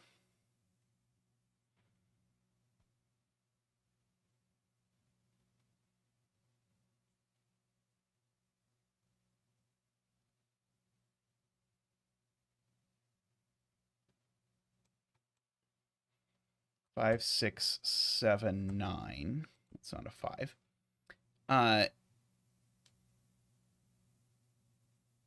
Oh yeah, this middle box, the 8 is here. That was even marked at some point in our lives. So there's no 8 over there.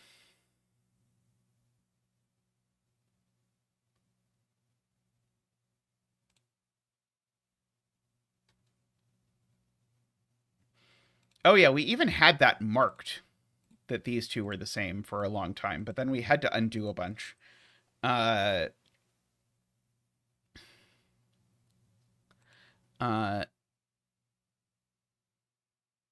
Oh, now this is a 2, 3, 5 triple. That's right. So now these aren't 3 or 5.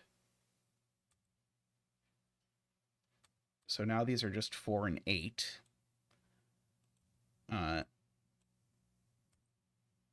Which makes that not an 8 at the very least.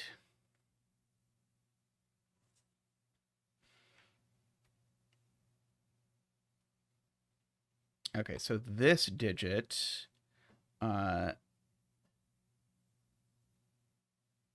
is something. Could be 1. It's not 2, 3, 4, 5, and it could be 6, 7, 8, 9. It's not an 8 because it sees an 8 in the column.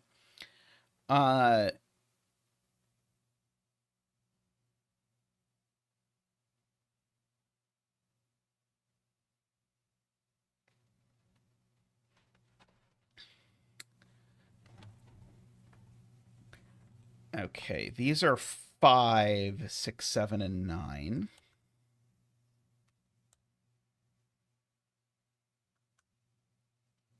But neither of these are 7, so the 7 here is actually vertical.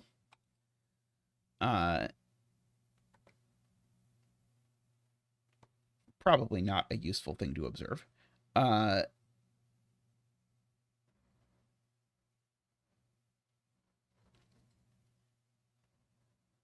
One of these digits is a 1.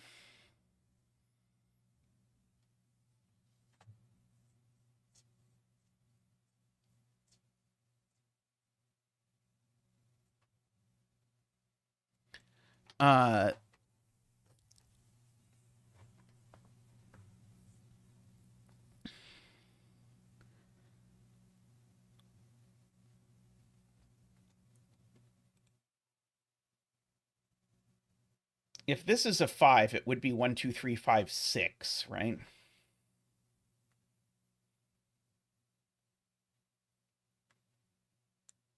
If it's a 3, then it would be 3, 5, 9.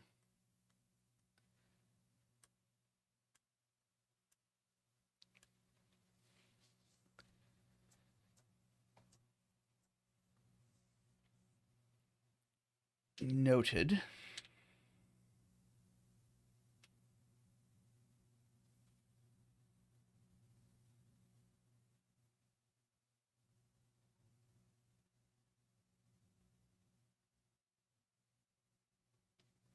Yeah. If this is that's a good way of sort of trying to minimize the amount of disgustingness we have to do here, which is that if this is a 5, then that's a 3, which would require a 5, 9. Actually, that might work okay. Actually, oh, it doesn't work for loop reasons.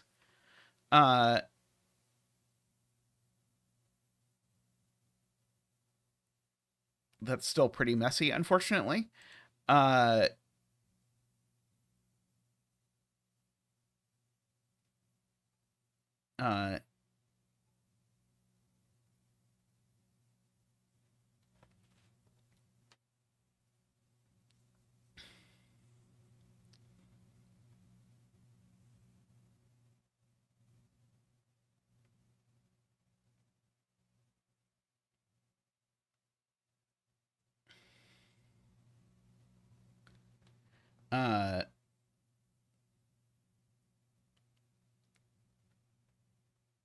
5, 9 breaks the something something clue.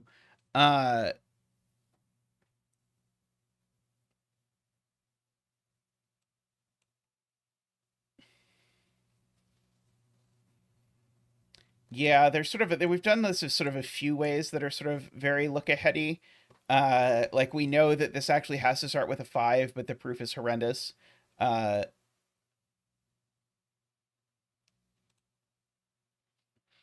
uh, yeah, maybe the 19 clue is actually even faster, because if this is a 5, then that's a 3, and now this would need to be a something. Because if this is a 5, that's a 3. It's the start of the 19 clue, and now I would need this to be an 11, which it can't be. So yeah, I agree this isn't a 5 by the 19 clue fairly cleanly, relative to some of the other propositions that have been made.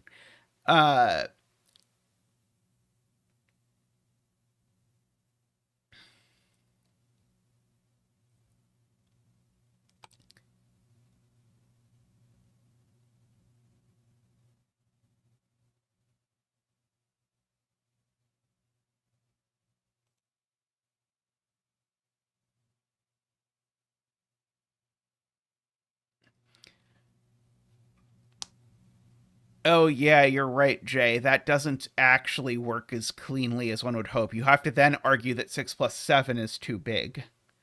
Uh, so yes, but only through. I sort of glossed over how much pain there was because I had internalized something from earlier about this. But you're right; it's not really a good argument. Uh,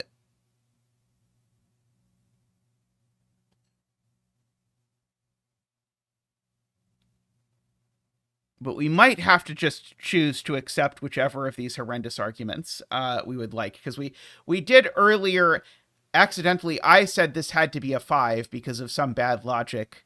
But then there was some very bad logic that proved that it actually does have to be a 5. And if it's a 5, it has to be that 5. So sort of we know in our heart of hearts that all 3 of these are in, or all 5 of these are in.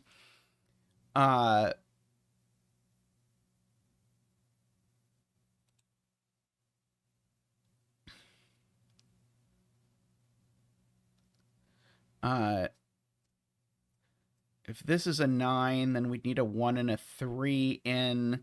Yeah, okay, I agree with that. If this is a 9, we need a 1 and 3 in, and this can't be either, and it would have to be one of them.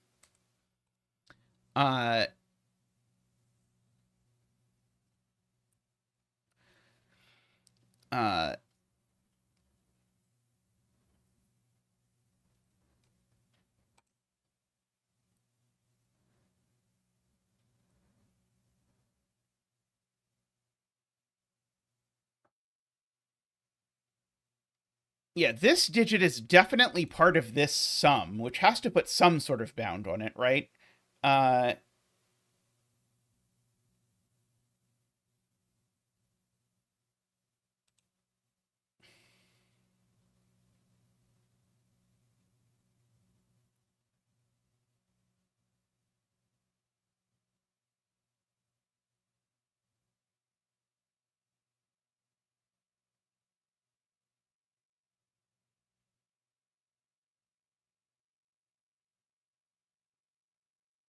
Oh, wait.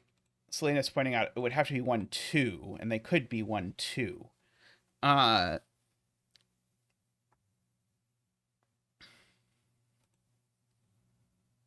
Very strange indeed. Okay. I'm just going to accept that we've given so many bad arguments that it has to be this, that there might not be a good argument. It might just be hideous. There might be one, I'm not sure. But we've argued in about 16 different ways that this has to be the 5. I don't have much else that I can think of that we could possibly hope to do. No, this is broken.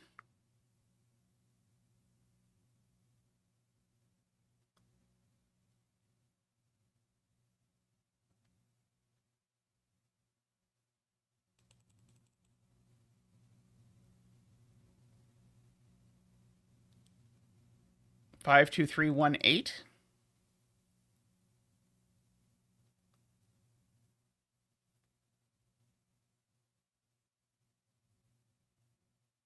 Is our currently it claims that we're correct.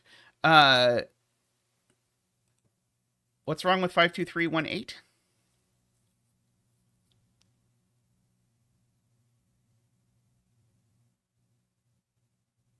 Oh, the 17 clue is what people are now concerned about.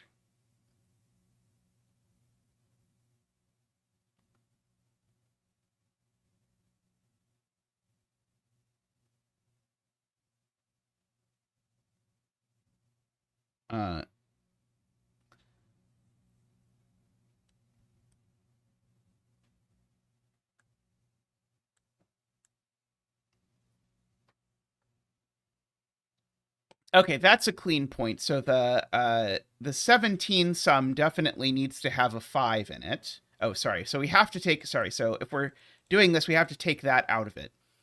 But this clue definitely has a 5 in it, either at the start or in the first 3 digits of it. So this is never a 5 from J. So that's a 5.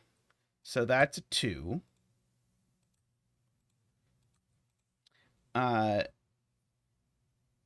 But now isn't the 19 sum now broken? So this is definitely out. So this is definitely in. Sure seems like the 19 sum is super broken now.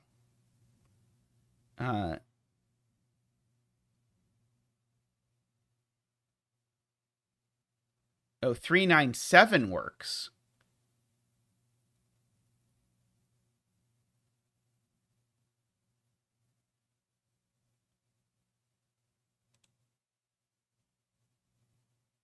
Well, it certainly can't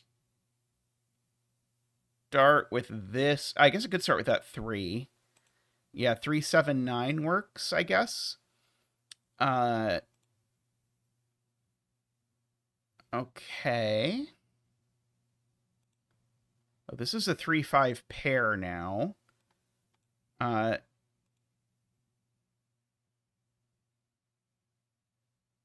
Can we connect the loop in the bottom right? I don't think we can we? Oh, right, sorry. Sorry. We can, because we can X all of those. Because this connection's already happened.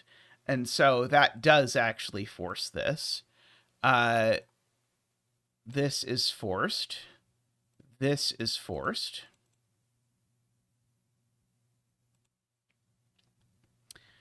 And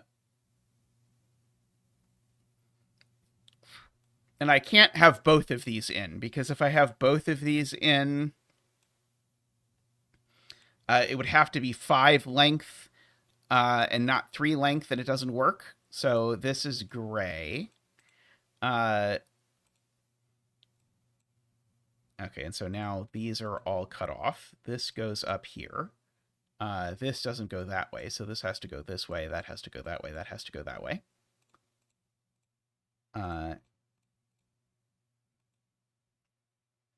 We've made the ending of this puzzle about as bad as it could possibly be.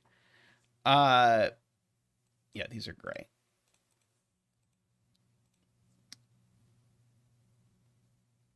I again blame us more than MathPesto in this particular instance. I think we weren't strong enough to resist the temptations of doing gross things. This now has to be a 3, because a 5 will be way too big.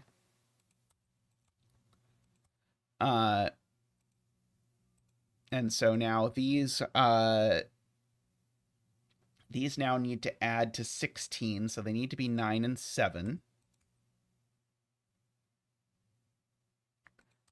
6, 8, 1, 9.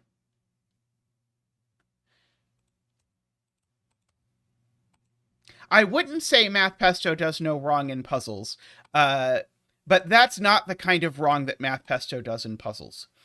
Can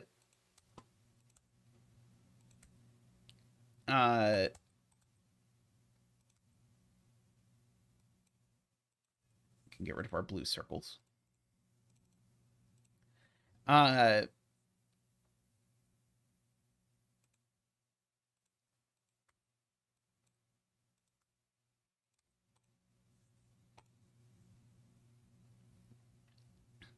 Okay, so now this is a 5, and so we said if this is a 5, then it has to be 1, 3, 5, 6.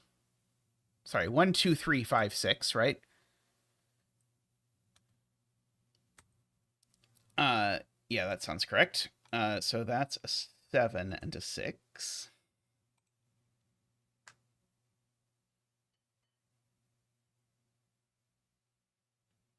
Let's see.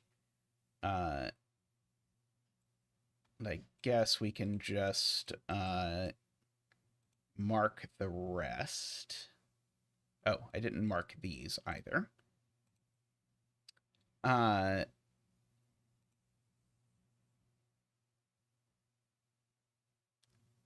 or these. This is a 4, 8, so that one's never 8 at the very least. Oh,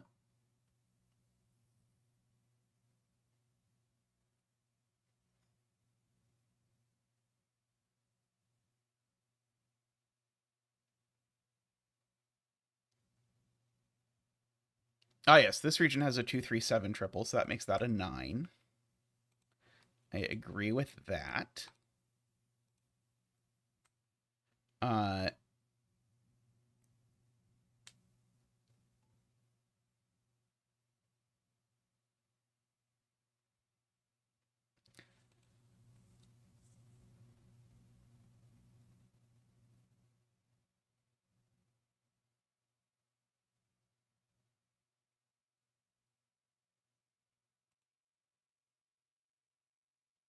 Row 4, column 3 sees the 4, 8. We got that a while ago.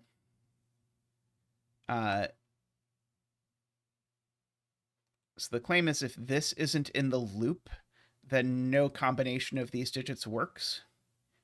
I guess the way to do it would be to say those two can't sum to 7.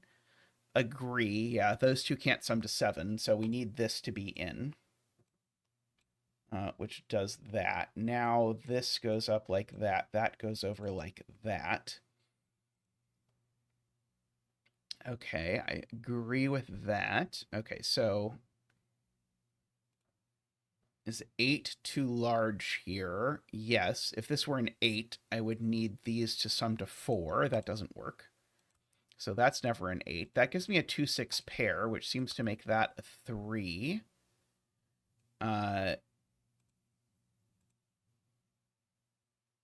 Seems to make that a 9 and a 6 and a 5. 2, 6, 2, 9, 6, 5, 3, 7, 2, 8, 6, 1, 8, 7, 1, 7, 9, 4, 8, 4, 1, 8, and 3. Good Lord. Okay, so we did... What we did at the ending of this puzzle was absolutely horrible and not at all in line with the rest of the puzzle, which was completely gorgeous from the beginning until, like, just at the end. So I kind of wonder if there was something... ooh, we are missing a gray cell, you're right. If there was something that we missed at the end that would have made that a little bit more pleasant. But anyway, thank you all for hanging out today. I hope any of you who went to SudokuCon enjoyed yourselves. And we'll be back next week. Next week, I have promised that I am doing the Minesweeper puzzles that were submitted for the Minesweeper setting challenge. So you still have time to get a puzzle tested and put it in the list of puzzles for me to do next week. But until then, have a wonderful time, and I'll see you soon. Bye for now.